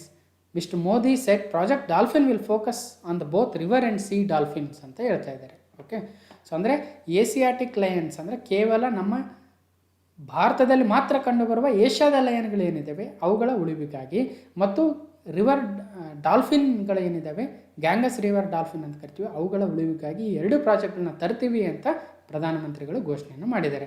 ಹಾಗಾದರೆ ಏನಿದು ಡಾಲ್ಫಿನ್ ಅಂದರೆ, ಇಲ್ಲಿದೆ ನೋಡಿ, ಗ್ಯಾಂಗಸ್ ರಿವರ್ ಡಾಲ್ಫಿನ್. ಇದು ಒಂದು ಎಂಡ್ಯಾಂಜರ್ಡ್ ಪ್ರಾಣಿಯಾಗಿದೆ. ಅಂದರೆ IUCN ರೆಡ್ ಲಿಸ್ಟಲ್ಲಿ ಎಂಡ್ಯಾಂಜರ್ಡ್ ಒಂದು ಗ್ರೂಪಲ್ಲಿ ಸೇರಿಸಿರ್ತಕ್ಕಂಥ ಪ್ರಾಣಿಯಾಗಿದೆ ಗ್ಯಾಂಗಸ್ ರಿವರ್ ಡಾಲ್ಫಿನ್. ಇದು ಗಂಗಾ ನದಿ ಡಾಲ್ಫಿನ್ ಅಂತ ಕರಿತೀವಿ. ಇದು ಕೇವಲ ಭಾರತ, ನೇಪಾಳ ಮತ್ತು ಬಾಂಗ್ಲಾದೇಶದ ಗಂಗಾ ಮತ್ತು ಬ್ರಹ್ಮಪುತ್ರ ನದಿಗಳಲ್ಲಿ ಮಾತ್ರ ಕಂಡುಬರ್ತಕ್ಕಂಥ ಒಂದು ಸ್ಪೀಸೀಸ್ ಆಗಿದೆ ಗ್ಯಾಂಗಸ್ ರಿವರ್ ಡಾಲ್ಫಿನ್. ಓಕೆ, ಇದನ್ನು ಭಾರತದ ರಾಷ್ಟ್ರೀಯ ಜಲವಾಸಿ ಪ್ರಾಣಿಯಾಗಿ ಅಥವಾ ನ್ಯಾಷನಲ್ ಅಕ್ವಾಟಿಕ್ ಆ್ಯನಿಮಲ್ ಆಗಿ 2010ರಲ್ಲಿ ಘೋಷಣೆಯನ್ನು ಮಾಡಿದ್ದಾರೆ. ನೆನಪಿಡಬೇಕು, ಇದಕ್ಕೆ ಒಪ್ಪಿಗೆ ಆಗಿದ್ದು 2009ರಲ್ಲಿ, ಘೋಷಣೆ ಆಗಿದ್ದು 2010ರಲ್ಲಿ. ಇಷ್ಟು ಗ್ಯಾಂಗಸ್ ರಿವರ್ ಡಾಲ್ಫಿನ್ ಬಗ್ಗೆ ತಿಳ್ಕೊಬೇಕಾಗುತ್ತೆ. ಇನ್ನೊಂದು ಇಂಪಾರ್ಟೆಂಟ್ ಪಾಯಿಂಟ್ ಅಂದರೆ, ಬಿಹಾರದ ಸುಲ್ತಾನ್ಗಂಜ್ ಮತ್ತು ಕಹಲ್ಗಾಂವ್ ನಡುವಿನ ಗಂಗಾ ನದಿಯ ಪ್ರದೇಶ ಏನಿದೆಯೋ, ಅಂದರೆ ಸುಲ್ತಾನ್ಗಂಜ್ ಮತ್ತು ಕಹಲ್ಗಾಂವ್ ನಡುವಿನ ಪ್ರದೇಶವನ್ನು ದೇಶದ ಮೊದಲ ಡಾಲ್ಫಿನ್ ಸಂರಕ್ಷಿತ ಪ್ರದೇಶವನ್ನಾಗಿ ಸ್ಥಾಪನೆಯನ್ನು ಮಾಡಿದರೆ ಇದಕ್ಕೆ ವಿಕ್ರಮ್ಶಿಲಾ ಗ್ಯಾಂಗ್ಯಾಟಿಕ್ ಡಾಲ್ಫಿನ್ ಅಭಯಾರಣ್ಯ ಅಥವಾ ವಿಕ್ರಮ್ಶಿಲಾ ಗ್ಯಾಂಗ್ಯಾಟಿಕ್ ಡಾಲ್ಫಿನ್ ಸ್ಯಾಂಚುರಿ ಅಂತಕ್ಕಂಥ ಹೆಸರನ್ನು ನೀಡಲಾಗಿದೆ. ಬೇರೆ ಬೇರೆ ಪರೀಕ್ಷೆಗಳಲ್ಲಿ ಕೇಳಬಹುದು. ಓಕೆ, 11ನೇ ಪ್ರಶ್ನೆ ಪ್ರಾಜೆಕ್ಟ್ ಲಯನ್ ಬಗ್ಗೆ ಡಿಸ್ಕಸ್ ಮಾಡಿದ್ವಿ. ಕೆಳಗಿನ ಯಾವ ದೇಶದಲ್ಲಿ ಏಷ್ಯಾದ ಸಿಂಹಗಳು ಕಂಡು ಬರುತ್ತವೆ ಅಂದರೆ, in which of the following country Asiatic Lions are found. ಅಂದರೆ ಏಷ್ಯಾದ ಲಯನ್ಗಳು ಅಂತ ಏನು ಕರಿತೀವಿ ಸಿಂಹಗಳು, ಅವು ಕೇವಲ ಒಂದು ದೇಶದಲ್ಲಿ ಮಾತ್ರ ಕಂಡು ಬರ್ತಾ ಇದ್ದಾವೆ. ಈಗ ಬೇರೆ ಬೇರೆ ದೇಶಗಳಲ್ಲಿ ಈಗ ಆಲ್ರೆಡಿ ನಶಿಸಿ ಹೋಗಿದ್ದಾವೆ. ಹಾಗಾದರೆ ಯಾವ ದೇಶದಲ್ಲಿ ಕಂಡು ಬರ್ತಾ ಇದ್ದಾವೆ ಅಂದರೆ, ಸಿಂಗಾಪುರ್, ಇಂಡಿಯಾ, ಮಲೇಷಿಯಾ, ಪಾಕಿಸ್ತಾನ್. ಅಂದರೆ ನಮ್ಮ ಭಾರತದಲ್ಲಿ ಮಾತ್ರ ಕಂಡು ಬರ್ತಾ ಇದ್ದಾವೆ ಏಷ್ಯಾದ ಸಿಂಹಗಳು ಅಥವಾ ಏಸಿಯಾಟಿಕ್ ಲಯನ್ಸ್. ಓಕೆ, ಇಲ್ಲಿ ನೋಡಿ, ಈ ಒಂದು ಏಷ್ಯಾದ ಲಯನ್ಗಳು, ಏಸಿಯಾಟಿಕ್ ಲಯನ್ಸು 19ನೇ ಸೆಂಚುರಿವರೆಗೂ ಅವು ಎಲ್ಲೆಲ್ಲಿ ಕಂಡು ಬರ್ತಾ ಇದ್ವು ಅಂದರೆ, Saudi Arabia, eastern Turkey, Iran ಮತ್ತು ಮೆಸೊಪೊಟೇಮಿಯಾದಲ್ಲಿ ಕಂಡು ಬರ್ತಾ ಇದ್ವು. ಆದರೆ 20ನೇ ಸೆಂಚುರಿಯ ಆರಂಭದಲ್ಲಿ ಈಗ ಕೇವಲ ಗಿರ್ ನ್ಯಾಷನಲ್ ಪಾರ್ಕ್ ಏನಿದೆಯೋ ನಮ್ಮ ಗುಜರಾತಲ್ಲಿ ಅಲ್ಲಿ ಮಾತ್ರ ಕಂಡು ಬರ್ತಾ ಇದ್ದಾವೆ. So Gir national park and wildlife sanctuary ಏನಿದಾವೆ ಅಲ್ಲಿ ಸಾಸಂಗಿರಿ ಕೂಡ ಅಂತೀವಿ ಅದನ್ನು, ಅಲ್ಲಿ ಮಾತ್ರ ಈಗ ಕಂಡು ಬರ್ತಾ ಇದ್ದಾವೆ. ಅವು ಈಗ ಸುಮಾರು 650 ಏಸಿಯಾಟಿಕ್ ಲಯನ್ಸು ಇದ್ದಾವೆ ಅಂತಕ್ಕಂಥದ್ದು. ಸೊ ಇಲ್ಲಿದೆ ನೋಡಿ, ಇದೇ ಏಸಿಯಾಟಿಕ್ ಲಯನು, ಇದು ಆಫ್ರಿಕನ್ ಲಯನು. ಆಫ್ರಿಕನ್ ಲಯನ್ ಬೇರೆ, ಏಸಿಯಾಟಿಕ್ ಲಯನ್ ಬೇರೆ. ಇಂತಹ ಏಷ್ಯಾದ ಲಯನ್ಗಳು IUCN ರೆಡ್ ಲಿಸ್ಟಲ್ಲಿ ಎಂಡ್ಯಾಂಜರ್ಡಲ್ಲಿ ಸೇರಿದ್ದಾವೆ. ನೋಡಿ, ಕ್ರಿಟಿಕಲಿ ಎಂಡ್ಯಾಂಜರ್ಡ್ ಅಂದರೆ ತೀವ್ರವಾದ ಅಳಿವಿನಂಚಿನಲ್ಲಿರ್ತಕ್ಕಂಥವು, ಎಂಡ್ಯಾಂಜರ್ಡ್ ಅಂದರೆ ಅದಕ್ಕಿಂತ ಸ್ವಲ್ಪ ಕಡಿಮೆ ಒಂದು ಹಂತದಲ್ಲಿರ್ತಕ್ಕಂಥವು. ಓಕೆ, ಇಷ್ಟು ನೆನ್ಪಿಡಬೇಕು ಪ್ರಾಜೆಕ್ಟ್ ಲಯನ್ ಬಗ್ಗೆ. ಇವು ಯಾಕೆ ಸುದ್ದಿ ಆಗ್ತವೆ ಅಂದರೆ ಪ್ರಧಾನಮಂತ್ರಿಗಳು 2 ಪ್ರಾಜೆಕ್ಟ್ಗಳನ್ನ, ಪ್ರಾಜೆಕ್ಟ್ ಲಯನ್ ಮತ್ತು ಪ್ರಾಜೆಕ್ಟ್ ಡಾಲ್ಫಿನ್ ತರ್ತೀವಿ ಅಂತ ಹೇಳಿದ್ದಕ್ಕೆ ಈಗ ಇವು ಸುದ್ದಿಲಾಗ್ತವೆ. ನೆಕ್ಸ್ಟು 12ನೇ ಪ್ರಶ್ನೆ. ಯುನಿಸೆಫ್ನ ಇತ್ತೀಚಿನ ವರದಿಯ ಪ್ರಕಾರ ಭಾರತದಲ್ಲಿ ಮಕ್ಕಳ ಮರಣ ಪ್ರಮಾಣ ಎಷ್ಟಿದೆ ಅಂದರೆ what is the child mortality rate in India according to the recent report from the UNICEF. Okay, ಎಷ್ಟು ಒಂದು ಮಕ್ಕಳ ಪ್ರಮಾಣ ಇದೆ ಅಂದರೆ 0ದಿಂದ ಅಂದರೆ ಹುಟ್ಟಿದ ಮಕ್ಕಳಿಂದ 5 ವರ್ಷದವರೆಗಿನ ಮಕ್ಕಳ ಒಂದು ಮಾರ್ಟಾಲಿಟಿಯನ್ನು ಚೈಲ್ಡ್ ಮಾರ್ಟಾಲಿಟಿ ಅಥವಾ ಮಕ್ಕಳ ಮರಣ ಪ್ರಮಾಣ ಅಂತ ಕರಿತೀವಿ. ಅದು 1000ಕ್ಕೆ ಎಷ್ಟು ಮಕ್ಕಳು ಸಾಯ್ತಾ ಇದ್ದಾರೆ ಇತ್ತೀಚಿನ ವರದಿ ಪ್ರಕಾರ ಭಾರತದಲ್ಲಿ ಅಂದರೆ ಏನು 1000ಕ್ಕೆ 31 ಮಕ್ಕಳ ಅಥವಾ 32, 33, 34 ಅಂದರೆ ಸರಿಯಾದ ಉತ್ತರ 1000ಕ್ಕೆ 34 ಚೈಲ್ಡ್ ಮಾರ್ಟಾಲಿಟಿ ರೇಟ್ ಅಥವಾ ಮಕ್ಕಳ ಮರಣ ಪ್ರಮಾಣ ಇದೆ ಭಾರತದಲ್ಲಿ ಇತ್ತೀಚಿನ ಯುನಿಸೆಫ್ನ ವರದಿಯ ಪ್ರಕಾರ. ನೋಡಿ, UNICEF report says child mortality rate in India as decline substantially ಅಂದರೆ ಗಣನೀಯವಾಗಿರ್ತಕ್ಕಂಥ ಒಂದು ಕುಸಿತವನ್ನು ಕಂಡಿದೆ. ಇದು ಒಳ್ಳೆಯ ಬೆಳವಣಿಗೆ ಅಂತಕ್ಕಂಥದ್ದು. ಅಂದರೆ ಹುಟ್ಟಿರ್ತಕ್ಕಂಥ ಮಕ್ಕಳು 0ದಿಂದ 5 ಇಯರ್ಸ್ವರೆಗೂ ಅವರ ಸಾವಿನ ಸಂಖ್ಯೆ ಕಡಿಮೆ ಆದಷ್ಟು ಒಳ್ಳೆಯದು ಅಂತಕ್ಕಂಥದ್ದು ಈಗ ಯುನಿಸೆಫ್ ಹೇಳ್ತಾ ಇದೆ. So countries child mortality rate as decline substantially between 1990 to 2019 ಅಂದರೆ 1990 ಎಷ್ಟಿತ್ತು ಅದು ಈಗ 2019 ಭಾಳ ಕಡಿಮೆಯಾಗಿದೆ. So according to the new mortality estimates released by UNICEF, World Health Organisation and population division of the United Nations Department of Economics and Social Affairs and World Bank Group. So ಇವೆಲ್ಲವೂ ಸೇರಿ ಈ ಒಂದು ವರದಿಯನ್ನು ನೀಡಿರ್ತಕ್ಕಂಥದ್ದು. ಅದರಲ್ಲಿ under 5 mortality rates ಅಂದರೆ deaths per 1000 live births ಏನಿದೆಯೋ ಅದು 1990ರಲ್ಲಿ 126 ಮಕ್ಕಳು ಸಾಯ್ತಾ ಇದ್ದರು 1990ರಲ್ಲಿ 1000ಕ್ಕೆ. ಈಗ 2019ರಲ್ಲಿ ಕೇವಲ 34 ಮಕ್ಕಳು ಮಾತ್ರ ಸಾಯ್ತಾ ಇದ್ದಾರೆ. ಅಂದರೆ ಒಳ್ಳೆಯ ಬೆಳವಣಿಗೆ ಆಗ್ತಾ ಇದೆ. The country registered A 4.5% annual rate of reduction under 5 mortality between 1990 and 2009 ಅಂದರೆ ಪ್ರತಿ ವರ್ಷ 4.5% ಆ್ಯನ್ಯುವಲ್ ರೇಟು ಕಡಿಮೆ ಆಗ್ತಾ ಇದೆ. ಇನ್ನು ಗ್ಲೋಬಲ್ಗೆ ಕನ್ಸಿಡರ್ ಮಾಡಿದಾಗ 1990ರಲ್ಲಿ 1000ಕ್ಕೆ 93 ಮಾರ್ಟಾಲಿಟಿ ರೇಟ್ ಇತ್ತು ಗ್ಲೋಬಲ್ ಅಂದರೆ ಪ್ರಪಂಚವನ್ನು ತೆಗೆದುಕೊಂಡಾಗ. 2019ನಲ್ಲಿ 38 ಇದೆ. ಸೊ ಅದಕ್ಕೆ ಕಂಪೇರ್ ಮಾಡಿದರೆ ನಮ್ಮ ಭಾರತದ 34, ಸೊ ಭಾಳ ಕಡಿಮೆನೇ ಇದೆ ಅಂತಕ್ಕಂಥದ್ದು. ಸೊ ಇನ್ನು ಬೇರೆ ಬೇರೆ ರಾಜ್ಯಗಳಿಗೆ ಕಂಪೇರ್ ಮಾಡಿದಾಗ ಅಂಡರ್ 5 ಮಾರ್ಟಾಲಿಟಿ ರೇಟು ಮಧ್ಯಪ್ರದೇಶದಲ್ಲಿ ಜಾಸ್ತಿ ಇದೆ, 1000ಕ್ಕೆ 65 ಮಕ್ಕಳು ಸಾಯ್ತಾ ಇದ್ದಾರೆ. ಛತ್ತೀಸ್ಗಢದಲ್ಲಿ 64, ಬಿಹಾರ, ಅಸ್ಸಾಂ, ಜಾರ್ಖಂಡ್ ನೆಕ್ಸ್ಟ್ ಇದೆ. ಮಾರ್ಟಾಲಿಟಿ ರೇಟ್ ಕಡಿಮೆ ಇರತಕ್ಕಂಥದ್ದು ಕೇರಳದಲ್ಲಿ. ನೋಡಿ, ಬೆಸ್ಟ್ ಸ್ಟೇಟ್ ಆ್ಯಂಡ್ ಯೂನಿಯನ್ ಟೆರಿಟರಿಲಿ ಕೇರಳದಲ್ಲಿ 1000ಕ್ಕೆ 7 ಮಕ್ಕಳು ಮಾತ್ರ ಸಾಯ್ತಾ ಇದ್ದಾರೆ. It's a very good move or very good information from the Kerala ಅನ್ನಂಗೆ. ಇನ್ನು mothers who had a full antenatal care ಅಂದರೆ ಒಂದು ಒಳ್ಳೆಯ ಪ್ರೆಗ್ನೆಂಟ್ ವುಮೆನ್ ಇರ್ತಕ್ಕಂಥವ್ರನ್ನ ಮದರ್ಸ್ನ ಒಂದು ಒಳ್ಳೆ ಕೇರ್ ಮಾಡ್ತಕ್ಕಂಥ ರಾಜ್ಯಗಳಲ್ಲಿ ಲಕ್ಷದ್ವೀಪ, ಗೋವಾ ಮುಂಚೂಣಿಯಲ್ಲಿದ್ದಾವೆ, ನಾಗಾಲ್ಯಾಂಡ್, ಬಿಹಾರ ಕಡಿಮೆಯಲ್ಲಿದ್ದಾವೆ. ಓಕೆ, ಇನ್ನು ಇನ್ಸ್ಟಿಟ್ಯೂಷನಲ್ ಬರ್ತ್ಸ್ ಅಂದರೆ ಹಾಸ್ಪಿಟಲಲ್ಲಿ ಮಕ್ಕಳ ಜನನ ಆಗ್ತಕ್ಕಂಥದ್ದು ಕೇರಳದಲ್ಲಿ ಒಳ್ಳೆಯ ಬೆಳವಣಿಗೆ ಇದೆ, ರಾಜಸ್ಥಾನದಲ್ಲಿ ಕಡಿಮೆ ಇದ್ದಾವೆ. ಓಕೆ, 13ನೇ ಪ್ರಶ್ನೆ. ಮೀನುಗಾರಿಕಾ ಕ್ಷೇತ್ರದ ಅಭಿವೃದ್ಧಿಯ ಉದ್ದೇಶದಿಂದ ದೇಶದಲ್ಲಿ ನೀಲಿ ಕ್ರಾಂತಿ ಯೋಜನೆಯನ್ನು ಜಾರಿಗೊಳಿಸಲಾಗ್ತಾ ಇದೆ. ಈ ಯೋಜನೆಯ ಹೆಸರೇನು ಅಂದರೆ the blue revolution project is being implemented in the country with the objective of developing A fisheries sector. What is the name of this project? ಇನ್ನು ಪ್ರಧಾನಮಂತ್ರಿ ಮೀನು ಕೃಷಿ ಯೋಜನೆಯನ್ನು, ಪ್ರಧಾನಮಂತ್ರಿ ಮತ್ಸ್ಯ ಕ್ರಾಂತಿ ಯೋಜನೆಯನ್ನು, ಪ್ರಧಾನಮಂತ್ರಿ ಮತ್ಸ್ಯ ಸಂಪದ ಯೋಜನೆಯನ್ನು, ಪ್ರಧಾನಮಂತ್ರಿ ಮತ್ಸ್ಯ ಕ್ರಾಂತಿ ಯೋಜನೆಯನ್ನು ಅಂದರೆ ಸರಿಯಾದ ಉತ್ತರ ಪ್ರಧಾನಮಂತ್ರಿ ಮತ್ಸ್ಯ ಸಂಪದ ಯೋಜನೆಯು ಮೀನುಗಾರಿಕಾ ಕ್ಷೇತ್ರದ ಅಭಿವೃದ್ಧಿಯ ಉದ್ದೇಶದಿಂದ ದೇಶದಲ್ಲಿ ನೀಲಿ ಕ್ರಾಂತಿ ಯೋಜನೆಯಾಗಿದೆ. ಆ ಯೋಜನೆಯ ಹೆಸರೇ ಪ್ರಧಾನಮಂತ್ರಿ ಮತ್ಸ್ಯ ಸಂಪದ ಯೋಜನೆಯಾಗಿದೆ. ನೋಡಿ, 20,000 ಕೋಟಿ ರೂಪಾಯಿಗಳ ಮುಖಾಂತರ ಮೀನುಗಾರರ ಒಂದು ಅಭಿವೃದ್ಧಿಯನ್ನು ಮಾಡೋದಕ್ಕೆ ಈ ಒಂದು ಯೋಜನೆಯನ್ನು PMMSY ಅಂದರೆ ಪ್ರಧಾನಮಂತ್ರಿ ಮತ್ಸ್ಯ ಸಂಪದ ಯೋಜನೆಯನ್ನು ತರಲಾಗಿದೆ. ಇದರಲ್ಲಿ ಏನೇನು ಮಾಡ್ತಾರೆ ನೋಡಿ, government will launch this Yojana for integrated sustainable and inclusive development of the marine and inland fisheries. ಅಂದರೆ ಸಮುದ್ರ ಮೀನುಗಾರಿಕೆ ಮತ್ತು ಒಳನಾಡಿನ ಮೀನುಗಾರಿಕೆ ಅಂತ ಏನು ಕರಿತೀವಿ, ಇನ್ಲ್ಯಾಂಡ್ ಫಿಶರೀಸು, ಅವುಗಳ ಬೆಳವಣಿಗೆಗೆ ಒಟ್ಟು 20,000 ಕೋಟಿ ರೂಪಾಯಿಗಳನ್ನು ಗೌರ್ಮೆಂಟು ಇನ್ವೆಸ್ಟ್ ಮಾಡ್ತಾ ಇದೆ. ಅದರಲ್ಲಿ ಮೊದಲ 11,000 ಕೋಟಿ ರೂಪಾಯಿಗಳನ್ನು ಮೆರೈನ್ ಆ್ಯಂಡ್ ಇನ್ಲ್ಯಾಂಡ್ ಫಿಶರೀಸ್ ಮತ್ತು ಅಕ್ವಾಕಲ್ಚರ್ಗಳ ಬೆಳವಣಿಗೆಗೋಸ್ಕರ, 9,000 ಕೋಟಿ ರೂಪಾಯಿಗಳನ್ನು ಇನ್ಫ್ರಾಸ್ಟ್ರಕ್ಚರ್ ಡೆವಲಪ್ಮೆಂಟ್ಗೋಸ್ಕರ ಅಂದರೆ ಫಿಶಿಂಗ್ ಹಾರ್ಬರ್ಸನ್ನು, ಕೋಲ್ಡ್ ಚೈನನ್ನು, ಮಾರ್ಕೆಟ್ಸನ್ನು ಡೆವಲಪ್ ಮಾಡೋದಕ್ಕೋಸ್ಕರ 9,000 ಕೋಟಿ ರೂಪಾಯಿಗಳನ್ನು ಬಳಸ್ತಾರೆ. ಒಟ್ಟಿನಲ್ಲಿ 5 ವರ್ಷಗಳಲ್ಲಿ ಅಡಿಷ್ನಲ್ ಫಿಶ್ ಪ್ರೊಡಕ್ಷನ್ನ 70 ಲಕ್ಷ ಟನ್ಗಳಷ್ಟು ಹೆಚ್ಚಿಸಬೇಕಂತಕ್ಕಂಥ ಉದ್ದೇಶವನ್ನು ಹೊಂದಿದ್ದಾರೆ ಮತ್ತು 55 ಲಕ್ಷ ವ್ಯಕ್ತಿಗಳಿಗೆ ಒಂದು ಉದ್ಯೋಗವನ್ನು ನೀಡ್ತಕ್ಕಂಥ ಉದ್ದೇಶವನ್ನು ಹೊಂದಿದ್ದಾರೆ. ಓಕೆ, ಇಷ್ಟು ಇನ್ಫಾರ್ಮೇಷನ್ನ ಪ್ರಧಾನಮಂತ್ರಿ ಮತ್ಸ್ಯ ಸಂಪದ ಯೋಜನೆಯಲ್ಲಿ ತಿಳ್ಕೊಬೇಕಾಗುತ್ತೆ. ನೋಡಿ, ಪ್ರಧಾನಮಂತ್ರಿ ಮತ್ಸ್ಯ ಸಂಪದ ಯೋಜನೆ ಮೋದಿಯವರ ಮಹತ್ವಾಕಾಂಕ್ಷಿ ಯೋಜನೆ ಆಗಿದೆ. 14ನೇ ಪ್ರಶ್ನೆ, ಯಾವ ರಾಜ್ಯವು ದೇಶದಲ್ಲಿಯೇ ಮೊದಲ ಏರ್ ಆ್ಯಂಬುಲೆನ್ಸ್ ಸೇವೆಯನ್ನು ಆರಂಭಿಸಿತು? ಅಂದರೆ ನೋಡಿ, which state launched the first air ambulance service in the country? ಅಂದರೆ ಅದು ಗುಜರಾತ, ಕೇರಳನ, ಗೋವಾನ, ಕರ್ನಾಟಕ. ಅಂದರೆ ನಮ್ಮ ಕರ್ನಾಟಕವು ಇಡೀ ದೇಶದಲ್ಲಿಯೇ ಮೊಟ್ಟ ಮೊದಲನೇ ಬಾರಿಗೆ ಏರ್ ಆ್ಯಂಬುಲೆನ್ಸ್ ಸೇವೆಯನ್ನು ಆರಂಭವನ್ನು ಮಾಡಿತು. ಓಕೆ, ನೋಡಿ, Karnataka CM launches first integrated air ambulance service. Okay, ಇದನ್ನು ಯಾರ ಒಂದು ಜೊತೆಗೂಡಿ ತಂದಿದ್ದಾರೆ ಅಂದರೆ jointly launched by the international critical air transfer team ICATT ಅಂತ ಮತ್ತು ಖ್ಯಾತಿ ಏವಿಯೇಷನ್ ಟೆಕ್ನಾಲಜಿ ಫರ್ಮ್ ಏನಿದೆಯೋ ಇವರಿಬ್ಬರ ಜೊತೆಗೂಡಿ ಈ ಒಂದು ಏರ್ ಆ್ಯಂಬುಲೆನ್ಸನ್ನು ಕರ್ನಾಟಕ ಸರ್ಕಾರ ಮೊಟ್ಟ ಮೊದಲನೇದಾಗಿ ತಂದಿದೆ.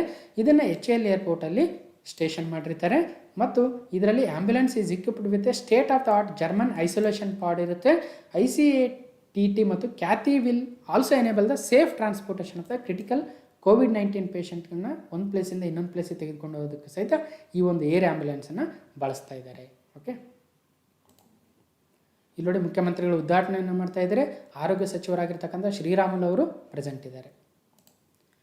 15ನೇ ಪ್ರಶ್ನೆ, ಕೇಂದ್ರ ಸರ್ಕಾರವು ಜಾರಿಗೆ ತರುತ್ತಿರುವ ಡೋರ್ ಸ್ಟೆಪ್ ಬ್ಯಾಂಕಿಂಗ್ ಸರ್ವಿಸಸ್ ಯೋಜನೆಯ ಉದ್ದೇಶವೇನು? ಅಂದರೆ what are the uses of door step banking services which is recently launched by the finance minister Nirmala Sitharaman. Nirmala Sitharaman ಅವರು ಈ ಡೋರ್ ಸ್ಟೆಪ್ ಬ್ಯಾಂಕಿಂಗ್ ಸರ್ವಿಸಸ್ನ ಇತ್ತೀಚೆಗೆ ಲಾಂಚ್ ಮಾಡಿದ್ದಾರೆ. ಅದರ ಉದ್ದೇಶವೇನು ಈ ಒಂದು ಯೋಜನೆಯದು? ನೋಡಿ, finance minister Nirmala Sitharaman launches the doorstep banking services by public sector banks ಈ ಒಂದು ಯೋಜನೆಯನ್ನು ತರ್ತಾ ಇದ್ದಾರೆ. Okay, the services can be rendered by doorstep banking agents deployed by the selected service providers at 100 centers across the country. ಮೊದಲನೇ ಒಂದು ಹಂತದಲ್ಲಿ 100 ಸೆಂಟರ್ಗಳಲ್ಲಿ okay doorstep banking agents ಮುಖಾಂತರ ಈ ಒಂದು ಸರ್ವಿಸ್ನ ತರ್ತಾ ಇದ್ದಾರೆ. ಮೊದಲನೇದಾಗಿ ನಾನ್ ಫೈನಾನ್ಷಿಯಲ್ ಸರ್ವಿಸ್ಗೆ ಉತ್ತೇಜನವನ್ನು ಕೊಡ್ತಾರೆ. ನಂತರ ಫೈನಾನ್ಷಿಯಲ್ ಸರ್ವಿಸಸ್ಗೂ ಸಹಿತ ತರಬೇಕಂತಿದ್ದಾರೆ. ಇದರಲ್ಲಿ ನೋಡಿ, what will be available at your door step. ನಮ್ಮ ಒಂದು ಮನೆ ಬಾಗಿಲಿಗೆ ಏನು ಸರ್ವಿಸನ್ನು ತರ್ತಾ ಇದ್ದಾರೆ ಅಂದರೆ, ಒಂದು ಫೈನಾನ್ಷಿಯಲ್ ಟ್ರಾನ್ಸಾಕ್ಷನ್ಸಲ್ಲಿ ಕೇವಲ ಕ್ಯಾಶ್ ಡೆಪಾಸಿಟ್ ಮಾಡ್ಬೋದು, ಕ್ಯಾಶನ್ನ ವಿತ್ಡ್ರಾ ಮಾಡ್ಕೋಬೋದು. ಬಟ್ ನಾನ್ ಫೈನಾನ್ಷಿಯಲ್ ಟ್ರಾನ್ಸಾಕ್ಷನ್ಸಲ್ಲಿ ಹಲವಾರು ಒಂದು ಸರ್ವಿಸಸ್ನ ಕೊಡ್ತಾರೆ. ಒಂದು ಪಿಕಪ್ ಆಫ್ ಚೆಕ್ಸ್ ಆ್ಯಂಡ್ ಡ್ರಾಫ್ಟ್ಸನ್ನು ಪಿಕಪ್ ಮಾಡ್ತಕ್ಕಂಥದ್ದು, ಅಕೌಂಟ್ ಸ್ಟೇಟ್ಮೆಂಟ್ ಏನಾದರೂ ರಿಕ್ವೆಸ್ಟ್ ಮಾಡಿದರೆ ತಂದು ಕೊಡ್ತಕ್ಕಂಥದ್ದು, ನ್ಯೂ ಚೆಕ್ ಬುಕ್ ಬೇಕಿದ್ದರೆ ಅದರ ಒಂದು ಸ್ಲಿಪ್ಗಳನ್ನು ತಂದು ಕೊಡ್ತಕ್ಕಂಥದ್ದು, delivery of non personalised cheque books, drafts, term deposit receipts etcetera, ಮತ್ತು acceptance of 15G 15H forms ಅಂತೀವಲ್ವಾ, TDS FDS ಅವುಗಳನ್ನು ಸರ್ವಿಸ್ ಕೊಡ್ತಾರೆ. ಅಕ್ಸೆಪ್ಟೆನ್ಸ್ ಆಫ್ IT ಚಲನು ಮತ್ತು ಫಾರ್ಮ್ 16ಗಳಾಗಿರ್ಬೋದು, ಬೇರೆ ಬೇರೆ ಈ ರೀತಿಯ ಸರ್ವಿಸ್ಗಳನ್ನು ಮನೆ ಬಾಗಿಲಿಗೆ ತಲುಪಿಸ್ತಕ್ಕಂಥ ಒಂದು ಯೋಜನೆಯಾಗಿದೆ ಡೋರ್ ಸ್ಟೆಪ್ ಬ್ಯಾಂಕಿಂಗ್ ಸರ್ವಿಸಸ್. ಇದು PSUs ಅಂದರೆ ಪಬ್ಲಿಕ್ ಸೆಕ್ಟರ್ ಬ್ಯಾಂಕ್ಗಳು ತರ್ತಾ ಇದ್ದಾರೆ.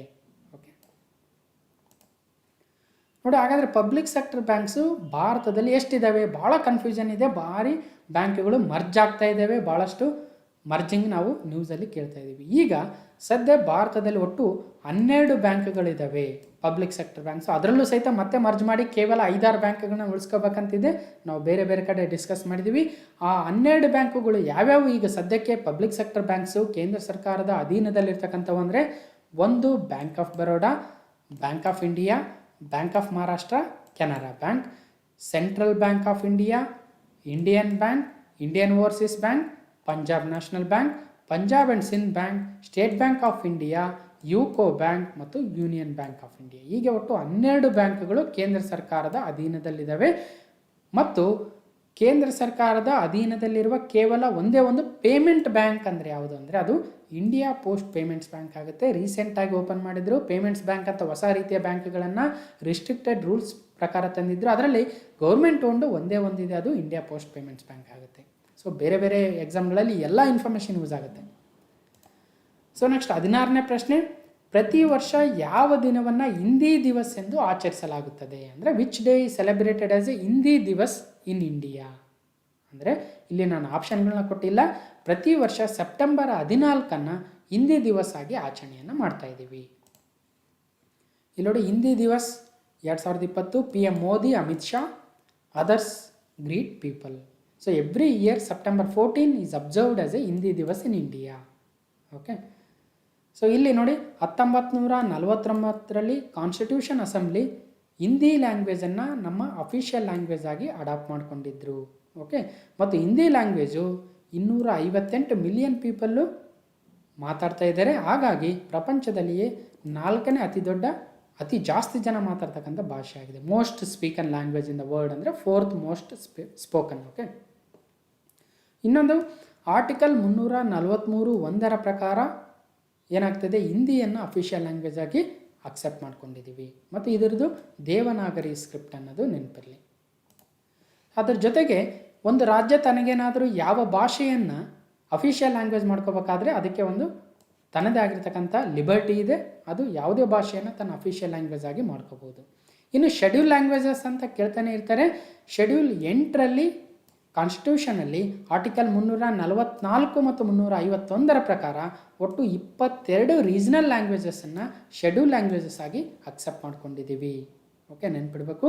ಇಂಗ್ಲೀಷ್ ಒಂದು ಅಫಿಷಿಯಲ್ ಲ್ಯಾಂಗ್ವೇಜ್ ಆದರೂ ಸಹಿತ ಶೆಡ್ಯೂಲ್ ಲ್ಯಾಂಗ್ವೇಜಸಲ್ಲಿ ಇಲ್ಲ. ಓಕೆ. ಹಾಗಾದರೆ 22 ಶೆಡ್ಯೂಲ್ ಲ್ಯಾಂಗ್ವೇಜಸ್ ಯಾವ್ಯಾವು ಅಂದರೆ ನೋಡಿ, ಆಸಾಮೀಸ್, ಬೆಂಗಾಲಿ, ಗುಜರಾತಿ, ಹಿಂದಿ, ಕನ್ನಡ, ಕಾಶ್ಮೀರಿ, ಕೊಂಕಣಿ, ಮಲಯಾಳಂ, ಮಣಿಪುರಿ, ಮರಾಠಿ, ನೇಪಾಳಿ, ಒರಿಯಾ, ಪಂಜಾಬಿ, ಸಂಸ್ಕೃತ, ಸಿಂಧಿ, ತಮಿಳು, ತೆಲುಗು, ಉರ್ದು, ಬೋಡೋ, ಸಂತಾಲಿ, ಮೈಥಿಲಿ ಮತ್ತು ಡೋಗ್ರಿ. ಹೀಗೆ ಒಟ್ಟು 22 ಭಾಷೆಗಳು ಶೆಡ್ಯೂಲ್ ಲ್ಯಾಂಗ್ವೇಜಸ್ ಆಗಿದ್ದಾವೆ. ಶೆಡ್ಯೂಲ್ 8ರಲ್ಲಿದ್ದಾವೆ ನಮ್ಮ ಸಂವಿಧಾನದಲ್ಲಿ. Okay.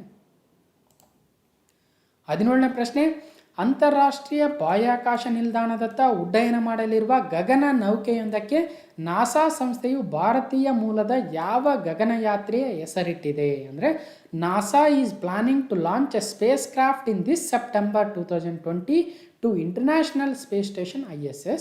NASA named it after which of the following Indian origin American astronaut ಅಂದರೆ ಸುನೀತಾ ವಿಲಿಯಮ್ಸ್ ಅವರ ಹೆಸರನ್ನ ಇಟ್ಟಿದ್ದಾರಾ, ಕಲ್ಪನಾ ಚಾವ್ಲಾ ಅವರ ಹೆಸರ, ಬಚೇಂದ್ರಿ ಪಾಲ ಅಥವಾ ಸೇಮ್ ಎರಡೂ ಕಡೆ ಬಚೇಂದ್ರಿ ಪಾಲ್ ಬಂದಿದ್ದಂಗಿದೆ. ಇದು ಮೋಸ್ಟ್ಲಿ ಬೇರೆಯವ್ರ ಹೆಸರು ಹಾಕಿದ್ದೆ, ಮೋಸ್ಟ್ಲಿ ಮಿಸ್ ಆಗಿದೆ ಅನಿಸುತ್ತೆ. ಸೊ ಸರಿಯಾದ ಉತ್ತರ ಕಲ್ಪನಾ ಚಾವ್ಲಾ ಅವರ ಹೆಸರಲ್ಲಿ ಈ ಒಂದು ISS ಅಂದರೆ ಇಂಟರ್ನ್ಯಾಷನಲ್ ಸ್ಪೇಸ್ ಸ್ಟೇಷನ್ ಏನು ಒಂದು ಲಾಂಚ್ ಮಾಡ್ತಾ ಇದೆಯೋ ತನ್ನ ಸ್ಪೇಸ್ ಕ್ರಾಫ್ಟನ್ನು, ಅದಕ್ಕೆ ಕಲ್ಪನಾ ಚಾವ್ಲಾ ಅವರ ಹೆಸರನ್ನು ಇಟ್ಟಿದೆ ನಾಸಾದವರು. ಓಕೆ.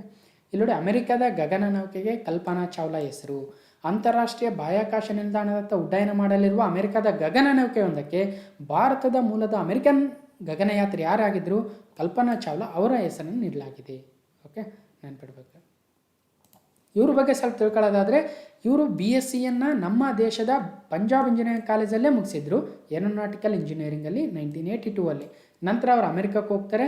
ಅಲ್ಲಿ 1997 ನವೆಂಬರ್ 19ರಂದು space shuttle Columbia flight STS-87 ಮುಖಾಂತರ ಸ್ಪೇಸ್ಗೆ ಹೋಗ್ತಾರೆ. ಆಗ ಸ್ಪೇಸ್ಗೆ ಹೋಗಿರ್ತಕ್ಕಂಥ ಭಾರತದ ಮೂಲದ ಮೊಟ್ಟ ಮೊದಲ ಮಹಿಳೆ ಆಗ್ತಾರೆ ಕಲ್ಪನಾ ಚಾವ್ಲಾ ಅವರು.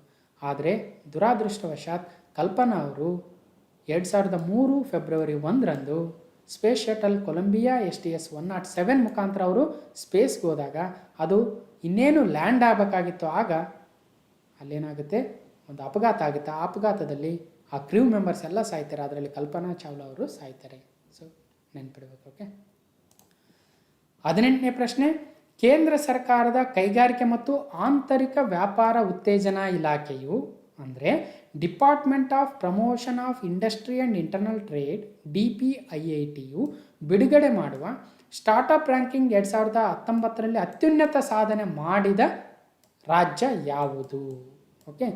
Which state is the highest achiever in the startup ranking 2019 released by the DPIIT ಅಂದರೆ ಸೊ ಕರ್ನಾಟಕನ ಈ ಒಂದು ಸ್ಟಾರ್ಟಪ್ ರ್ಯಾಂಕಿಂಗಲ್ಲಿ ಅತ್ಯುನ್ನತ ಸಾಧನೆಯನ್ನು ಮಾಡಿದೆಯಾ ಅಂದರೆ, ಅಥವಾ ಗುಜರಾತ, ಮಹಾರಾಷ್ಟ್ರನ, ಆಂಧ್ರ ಪ್ರದೇಶ ಅಂದರೆ ಸರಿಯಾದ ಉತ್ತರ ಗುಜರಾತು ಈ ಒಂದು ಸ್ಟಾರ್ಟಪ್ ರ್ಯಾಂಕಿಂಗಲ್ಲಿ ಒಂದು ಉತ್ತಮವಾಗಿರ್ತಕ್ಕಂಥ ಅತ್ಯುತ್ತಮವಾಗಿರ್ತಕ್ಕಂಥ ಸಾಧನೆಯನ್ನು ಮಾಡಿದೆ.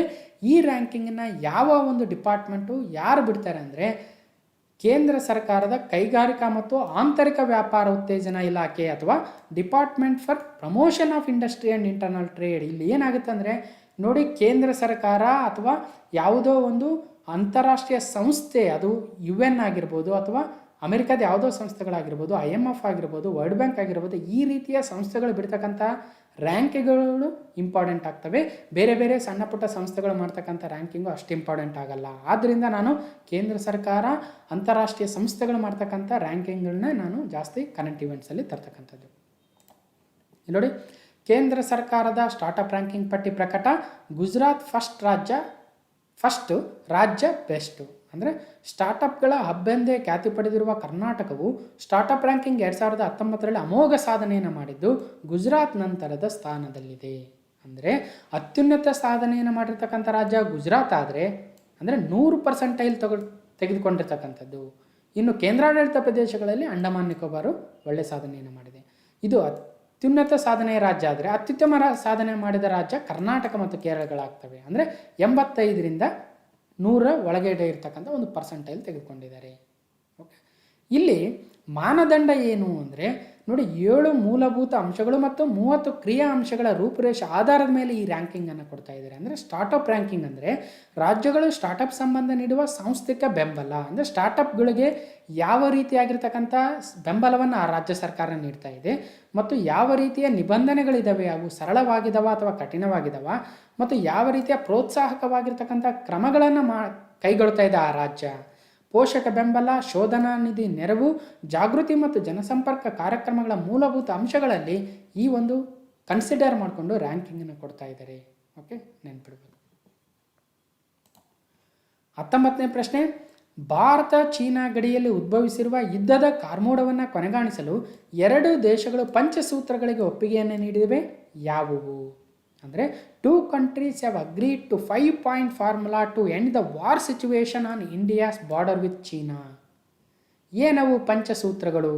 ನೋಡಿ, ಪಂಚಶೀಲ ಸೂತ್ರಗಳು ಅಂತ ಹಿಂದೆ ಕೇಳಿದ್ವಿ, ಈಗ ಪಂಚಸೂತ್ರಗಳು ಅಂತ ಬರ್ತಾ ಇದೆ. ಏನು ನೋಡೋಣ ನೋಡಿ, ಪಂಚಶೀಲದ ಬಳಿಕ ಪಂಚತಂತ್ರ ಒಪ್ಪಂದ. ಅಂದರೆ ಪಂಚಸೂತ್ರಗಳು 5 ಸೂತ್ರಗಳನ್ನು ಒಪ್ಪಿಗೆ ಪಡ್ಕೊಂಡಿದ್ದಾರೆ. ವಿದೇಶಾಂಗ ಸಚಿವರ ಸಭೆಯಲ್ಲಿ ಅದಕ್ಕೆ ಸಮ್ಮತಿಯನ್ನು ಕೊಟ್ಟಿದ್ದಾರೆ. ಸೊ ಏನದು ಪಂಚಸೂತ್ರಗಳು ಅಂದರೆ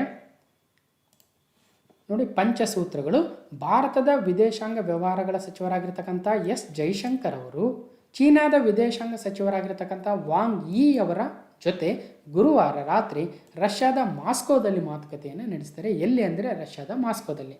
ಏನವು ಪಂಚಸೂತ್ರಗಳು? ಉಭಯ ದೇಶಗಳು ಸಂಪೂರ್ಣ ಸೇನಾ ವಾಪಸಾತಿ ಪ್ರಕ್ರಿಯೆಯನ್ನು ಕೈಗೊಳ್ಳಬೇಕು, 2 ಸೇನೆಗಳು ಗಡಿಯಲ್ಲಿ ಸೂಕ್ತ ಅಂತರವನ್ನು ಕಾಯ್ದುಕೊಳ್ಳಬೇಕು ಮತ್ತು ಪ್ರಚೋದನೆಗಳಿಂದ ದೂರವಿದ್ದು ಮುಖಾಮುಖಿಯನ್ನು ತಡಿಬೇಕು ಅಂತಕ್ಕಂಥದ್ದು ಮೊದಲನೇ ಸೂತ್ರ ಆಗುತ್ತೆ. ಭಾರತ ಮತ್ತು ಚೀನಾ ಗಡಿಯಲ್ಲಿ ಗಡಿ ವಿವಾದ ಬಗ್ಗೆ ವಿಶೇಷ ಪ್ರತಿನಿಧಿ ಕಾರ್ಯವಿಧಾನದ ಮೂಲಕ ಮಾತುಕತೆ ಮತ್ತು ಸಂವಹನವನ್ನು ಮುಂದುವರಿಸಬೇಕು. ಭಿನ್ನಾಭಿಪ್ರಾಯಗಳು ವಾಗ್ವಾದವಾಗಲು ಅವಕಾಶ ನೀಡದಂತೆ ಉಭಯ ದೇಶಗಳ ನಡುವೆ ದ್ವಿಪಕ್ಷೀಯ ಸಂಬಂಧ ವೃದ್ಧಿಗೆ ಕ್ರಮವನ್ನು ಕೈಗೊಳ್ಳಬೇಕು. 4ನೇದು, ಪರಿಸ್ಥಿತಿ ಸರಾಗವಾಗುತ್ತಿದ್ದಂತೆ ಗಡಿ ಪ್ರದೇಶಗಳಲ್ಲಿ ಶಾಂತಿಯನ್ನು ಕಾಪಾಡಿಕೊಳ್ಬೇಕು. 5ನೇದು, ಉಭಯ ದೇಶಗಳ ಗಡಿ ವ್ಯವಹಾರಗಳ ಬಗ್ಗೆ ಅಸ್ತಿತ್ವದಲ್ಲಿರುವ ಎಲ್ಲ ಒಪ್ಪಂದಗಳು ಮತ್ತು ನಿಯಮಾವಳಿಗಳನ್ನು ಪಾಲಿಸಬೇಕು ಎರಡೂ ಕಡೆಯವರು. ಏನೇನು ಒಪ್ಪಂದಗಳಾಗಿದ್ದವು? ಪಂಚಶೀಲ ಒಪ್ಪಂದ ಅಂತ ಕೇಳಿದ್ವಿ. ಸೊ ಅವುಗಳೆಲ್ಲವನ್ನು ನಾವು ಒಪ್ಕೋಬೇಕು ಅಂತಕ್ಕಂಥದ್ದು ಈ ಒಂದು ಪಂಚಸೂತ್ರಗಳಲ್ಲಿದೆ. ಓಕೆ, ಹಾಗಾದರೆ ಪಂಚಶೀಲ ಅಂತ ನಾವು ಮಾತಾಡಿದ್ವಲ್ವ. ಭಾರತದ ಪ್ರಧಾನಿ ಜವಾಹರ್ಲಾಲ್ ನೆಹರೂರವರು ಮತ್ತು ಚೀನಾದ ಕೌಂಟರ್ ಪಾರ್ಟ್ ಪ್ರಧಾನಿ ಜೋ ಎನ್ಲಾಯ್ ಅವರು ಏಪ್ರಿಲ್ 28, 1954ರಲ್ಲಿ ಒಂದು ಒಪ್ಪಂದಕ್ಕೆ ಬರ್ತಾರೆ. ಅದನ್ನು ನಾವು ಪಂಚಶೀಲ ಒಪ್ಪಂದ ಅಂತ ಕರಿತೀವಿ. ಇಂಡೋನೇಷ್ಯಾವು ಈ ಪಂಚಶೀಲ ತತ್ವಗಳನ್ನು ಬಳಸಿರ್ತಕ್ಕಂಥ ಮೊದಲ ದೇಶ ಆಗುತ್ತೆ. ಅವುಗಳನ್ನು ನಮ್ಮ ಭಾರತ ಮತ್ತು ಚೀನಾ ಫಾಲೋ ಮಾಡಿದ್ವು. ಓಕೆ, ಹಾಗಾದರೆ ಏನವು ಪಂಚಶೀಲ ಪ್ರಿನ್ಸಿಪಲ್ಸ್ ಅಥವಾ ತತ್ವಗಳು ಅಂದರೆ ಇಲ್ಲಿ 5 ತತ್ವಗಳಿರ್ತವೆ. ಬೇರೆ ಬೇರೆ ಎಕ್ಸಾಮ್ಸಲ್ಲಿ ಕೇಳ್ತಾರೆ. ಇತ್ತೀಚಿನ ಈವನ್ ಪೊಲೀಸ್ ಕಾನ್ಸ್ಟೇಬಲ್ ಎಕ್ಸಾಮಲ್ಲೂ ಕೇಳಿದರು. ಮೊದಲನೇದು mutual respect for each other's territorial integrity and sovereignty. ಅಂದರೆ ಇನ್ನು ಇಬ್ಬರ ಒಂದು ಟೆರಿಟೋರಿಯಲ್ ಇಂಟೆಗ್ರಿಟಿ ಏನಿದೆಯೋ ಸವರ್ನಿಟಿ ಅದನ್ನು ಮ್ಯೂಚುವಲ್ ರೆಸ್ಪೆಕ್ಟ್ ಕೊಡಬೇಕು. ಎರಡನೇದು mutual non interference in each other's internal affairs, ಅಂದ್ರೆ ಆಂತರಿಕ ಬೆಳವಣಿಗೆಗಳೇನಿದೆ ಅವುಗಳಲ್ಲಿ ಯಾವುದೇ ಒಂದು ಇಂಟರ್ಫಿಯರೆನ್ಸ್ ಮಾಡದೇ ಇರತಕ್ಕಂಥದ್ದು. ಮೂರನೇದು equal and mutual benefit working relationship. ನಾಲ್ಕನೇದು ಮ್ಯೂಚುವಲ್ ನಾನ್ ಅಗ್ರೆಷನ್ನು, ಅಂದರೆ ಒಬ್ಬರ ಮೇಲೆ ಇನ್ನೊಬ್ಬರು ದಾಳಿ ಮಾಡದೇ ಇರ್ತಕ್ಕಂಥದ್ದು. ಬಟ್ ಇದು ಸ್ವಲ್ಪ ವ್ಯತ್ಯಾಸ ಆಗ್ತಾಯಿದೆ ನೋಡಿ 4ನೇ ಪಾಯಿಂಟ್ಗೆ. ಈಗ ಗಾಲ್ವನ್ ಕಣಿವೆಯಲ್ಲಿ ಏನಾಗ್ತಾಯಿದೆ ಲಡಾಖಲ್ಲಿ ಅಂತಕ್ಕಂಥದ್ದು ನಿಮಗೆಲ್ಲ ಗೊತ್ತಿದೆ. 5ನೇದು ಪೀಸ್ಫುಲ್ ಕೋ ಎಕ್ಸಿಸ್ಟೆನ್ಸ್. ಸೊ ಇವ್ಯಾವು ಇದರಲ್ಲಿ ಭಾಳಷ್ಟು ಇವತ್ತು ಫಾಲೋ ಮಾಡ್ತಾ ಇಲ್ಲ. ಆದ್ದರಿಂದ ಈ ಪಂಚಸೂತ್ರಗಳಲ್ಲಿ ಈ ಪಂಚಶೀಲ ಪ್ರಿನ್ಸಿಪಲ್ಸ್ ಏನಿದೆ ಅವುಗಳನ್ನೂ ನಾವು ಫಾಲೋ ಮಾಡಬೇಕು ಅಂತ ಒಪ್ಪಂದಕ್ಕೆ ಬಂದಿರತಕ್ಕಂಥದ್ದು. ಮತ್ತು 20ನೇ ಪ್ರಶ್ನೆ ಸೆಪ್ಟೆಂಬರ್ 2020 ವೀಕ್ 2ನ ಕೊನೆಯ ಪ್ರಶ್ನೆ ಆಗುತ್ತೆ ನೋಡಿ. ಅಂತಾರಾಷ್ಟ್ರೀಯ ಓಜೋನ್ ಪದರ ಸಂರಕ್ಷಣಾ ದಿನ ಅಂದರೆ international day for the preservation of ozone layer ಏನಿದೆಯೋ ಅದನ್ನು ಪ್ರತಿ ವರ್ಷ ಯಾವ ದಿನ ಆಚರಿಸಲಾಗುತ್ತದೆ ಅಂದರೆ which day is celebrated as international day for the preservation of ozone layer ಅಂದರೆ ಸೆಪ್ಟೆಂಬರ್ 16, ಜುಲೈ 29, ಜೂನ್ 5, ಆಗಸ್ಟ್ 12 ಅಂದರೆ ಸರಿಯಾದ ಉತ್ತರ ಪ್ರತಿ ವರ್ಷ ಸೆಪ್ಟೆಂಬರ್ 16 ಓಜೋನ್ ಪದರ ಸಂರಕ್ಷಣಾ ದಿನ ಅಥವಾ international day for the preservation of ozone layer ಅಂತ ಸೆಲೆಬ್ರೇಟ್ ಮಾಡ್ತೀವಿ. ಇನ್ನು ಜುಲೈ 29 ಟೈಗರ್ ಡೇ ಆಗುತ್ತೆ, June 5 environment day, August 12 world elephant day ಆಗುತ್ತೆ. ಓಕೆ ನೋಡಿ 16 September international day for the preservation of the ozone layer. ಇಲ್ಲಿ ಓಜೋನ್ ಲೇಯರ್ ಬಗ್ಗೆ ಭಾಳ important ಆಗಿರ್ತಕ್ಕಂಥ ಪ್ರಶ್ನೆಗಳು ಬರ್ತವೆ. ಸೊ ಸ್ವಲ್ಪ ಗ್ಲಾನ್ಸ್ ಮಾಡೋದಾದ ನೋಡಿ, ಇಲ್ಲಿ ಟ್ರೋಪೋಸ್ಫಿಯರ್ ಬರುತ್ತೆ, ಅದಾದಮೇಲೆ ಸ್ಟಾಟೋಸ್ಫಿಯರ್ ಬರುತ್ತೆ ಅಲ್ವಾ. ಸೊ ಈ ಎರಡು ಲೇಯರ್ಗಳ ಮಧ್ಯದಲ್ಲಿ ಬರ್ತಕ್ಕಂಥದ್ದು ಓಝೋನ್ ಲೇಯರ್ ಆಗುತ್ತೆ. ಈ ಓಝೋನ್ ಲೇಯರನ್ನು ಏನು ಕೆಲಸ ಮಾಡುತ್ತೆ ಅಂದರೆ ಒಂದು UV ರೇಸನ್ನು ತಡಿತಕ್ಕಂಥ ಕೆಲಸವನ್ನು ಮಾಡುತ್ತೆ. ಓಕೆ, ಸೊ ಇಲ್ಲೇನಾಗುತ್ತೆ ನಮ್ಮ ಪಲ್ಯೂಟೆಂಟ್ಸ್ ಯಾವ್ಯಾವು CFCಸು ಅಂದರೆ ಕ್ಲೋರೋಫ್ಲೂರೋ ಕಾರ್ಬನ್ಸು, HCFCಸು ಅವೆಲ್ಲ ಏನು ಗ್ಯಾಸ್ಗಳನ್ನ ನಮ್ಮ ಒಂದು ಇಕ್ವಿಪ್ಮೆಂಟ್ಸಿಂದ ಹೋಗ್ತವೆ, ಮತ್ತು ಆ್ಯಲನ್ಸು, ಮೀಥೈಲ್ ಬ್ರೋಮೈಡ್ ಇವೆಲ್ಲ ಪಲ್ಯೂಟೆಂಟ್ಸು, ಇವು ಓಝೋನ್ ಲೇಯರನ್ನು ಹಾಳು ಮಾಡ್ತಕ್ಕಂಥ ಪಲ್ಯೂಟೆಂಟ್ಸ್ ಆಗಿದ್ದಾವೆ. ಇಲ್ಲೇನಾಗುತ್ತೆ ಅಂದರೆ ಈಗ ನೋಡಿ CFCs ಹೋದರೆ ಓಝೋನ್ ಲೇಯರಲ್ಲಿ ಏನಾಗುತ್ತೆ ಪ್ರಾಬ್ಲಮ್ ಅಂದರೆ CFC ಮಾಲಿಕ್ಯೂಲಲ್ಲಿ ನೋಡಿ ಒಂದು ಕಾರ್ಬನ್ ಇದೆ, ಇಲ್ಲಿ ಕ್ಲೋರಿನ್ ಇದ್ದಾವೆ ಮತ್ತು ಫ್ಲೋರಿನ್ ಇದೆ, ಅದಕ್ಕೆ ಕ್ಲೋರೋಫ್ಲೂರೋ ಕಾರ್ಬನ್ ಅಂತ ಕರಿತೀವಿ ಅಲ್ವಾ. ಸೊ ಈ UV ರೇಸ್ ಏನು ಮಾಡುತ್ತೆ, ಓಝೋನ್ ಲೇಯರ್ ಡಿಸ್ಟ್ರಕ್ಷನ್ ಆಗೋದಕ್ಕೆ ಕಾರಣ ಈ ಒಂದು CFCs ಆಗ್ತವೆ. ಯಾಕಂದರೆ ultraviolet rays split the chlorine atom from the CFC molecule. ನೋಡಿ CFCಲಿ ಕ್ಲೋರಿನ್ ಇದೆಯಲ್ವಾ, ಇದನ್ನು UV ರೇಸು ಸ್ಪ್ಲಿಟ್ ಮಾಡ್ತವೆ. ಅವಾಗ ಈ ಸ್ಪ್ಲಿಟ್ ಆಗಿರ್ತಕ್ಕಂಥ ಕ್ಲೋರಿನ್ ಏನು ಮಾಡುತ್ತೆ, ಓಝೋನ್ ಮಾಲಿಕ್ಯೂಲ್ ಜೊತೆ ರಿಯಾಕ್ಟ್ ಮಾಡ್ತದೆ. ನೋಡಿ the chlorine molecule reacts with ozone and breaks it up. ಅಂದರೆ ಓಝೋನ್ ಮಾಲಿಕ್ಯೂಲ್ ಅಂದರೆ O3 ಅಂತ ಕರಿತೀವಿ. O3 ಅಂದರೆ 1O 2O 3O. ಸೊ ಈ O3ಯಲ್ಲಿ ಇದು ರಿಯಾಕ್ಟ್ ಮಾಡಿ ನೋಡಿ ಕ್ಲೋರಿನ್ ಜೊತೆ ಒಂದು O ಸೇರಿಕೊಂಡು ಇಲ್ಲಿ 2 ಆಕ್ಸಿಜನ್ ಆಟಮ್ಸ್ ಇದ್ದಾವೆ. ಸೊ ನೋಡಿ 3 ಇದ್ದಲ್ಲಿ ಒಂದು ಕ್ಲೋರಿನ್ ಜೊತೆ ಇನ್ನೆರಡು ಕ್ಲಬ್ ಆದವು. ಸೊ ಹಾಗಾಗಿ it binds with 1 oxygen atom, ಅಂದರೆ chlorine binding with 1 oxygen atom to form a chlorine monoxide form ಆಯಿತು, ಇನ್ನೊಂದು ಆಕ್ಸಿಜನ್ ಫಾರ್ಮ್ ಆಯಿತು. ಸೊ ಹೀಗೆ ನೋಡಿ ಓಝೋನು ನಾಶ ಆಗ್ತಾ ಇದೆ. ಸೊ ಆದ್ದರಿಂದ ಈ CFCಗಳನ್ನು, HCFCಗಳನ್ನು, ಆ್ಯಲಾನ್ಸನ್ನು, ಮೀಥೈಲ್ ಬ್ರೊಮೈಡ್ಗಳನ್ನು ನಾವೇನು ಮಾಡಬೇಕು, ಅವುಗಳನ್ನು ಜಾಸ್ತಿ ಬಿಡುಗಡೆ ಮಾಡಬಾರ್ದು ವಾತಾವರಣಕ್ಕೆ ಅಂತಕ್ಕಂಥದ್ದು, ಈ ಪ್ರಿಸರ್ವ್ ಮಾಡಬೇಕು ಓಝೋನ್ ಲೇಯರ್ನ ಅಂತಕ್ಕಂಥದ್ದು ಈ ಒಂದು ದಿನ ನಾವು ಆಚರಣೆಯನ್ನು ಮಾಡ್ತಾಯಿದ್ದೀವಿ ಸೆಪ್ಟೆಂಬರ್ 16. ಓಕೆ, ಇಷ್ಟು ತಿಳ್ಕೊಂಡಿರ್ಬೇಕಾಗುತ್ತೆ. ಸೊ ಹೀಗೆ ಸೆಪ್ಟೆಂಬರ್ 2020 ವೀಕ್ 2 ಸಹಿತನು 20 ಪ್ರಮುಖ ಪ್ರಶ್ನೆಗಳನ್ನು, ಹಲವಾರು ಪ್ರಶ್ನೆಗಳನ್ನ ಫ್ರೇಮ್ ಮಾಡ್ಬೋದು. ಇದರಲ್ಲಿ ಘಟನೆಗಳನ್ನ ನಾವು ಡಿಸ್ಕಸ್ ಮಾಡಿದ್ವಿ. ಒಂದೊಂದು ಘಟನೆಯಿಂದ ಎಷ್ಟೆಲ್ಲ ಕ್ವಶನ್ ಫ್ರೇಮ್ ಆಗ್ಬೋದು, ಎಷ್ಟೆಲ್ಲ ನಾಲೆಜ್ ಗೇನ್ ಆಯಿತು. ನೀವು ವಿಡಿಯೋ ಆರಂಭದಲ್ಲಿ ಮತ್ತು ವಿಡಿಯೋ ಎಂಡಲ್ಲಿ ಎಷ್ಟು ನಾಲೆಜನ್ನು ಗೇನ್ ಮಾಡಿದ್ರಿ ಅಂತ ತಿಳ್ಕೊಂಡ್ರೆ ನಿಮಗೆ ಅರ್ಥ ಆಗುತ್ತೆ.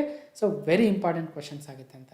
ಸೊ ಕಮೆಂಟ್ ಮಾಡಿ ನಿಮ್ಗೆ ಯಾವ ಇಷ್ಟ ಆಯಿತು ಅಂತ ಕ್ವಶನ್ಸು ನೋಡೋಣ, ಅದ್ರ ಮೇಲೆ ನಾನು ರಿಪ್ಲೈ ಮಾಡ್ತೀನಿ. ಏನೇ ಡೌಟ್ಸ್ ಇದ್ದರೂ ಕಮೆಂಟ್ ಸೆಕ್ಷನಲ್ಲಿ ಹಾಕಿ. ಓಕೆ.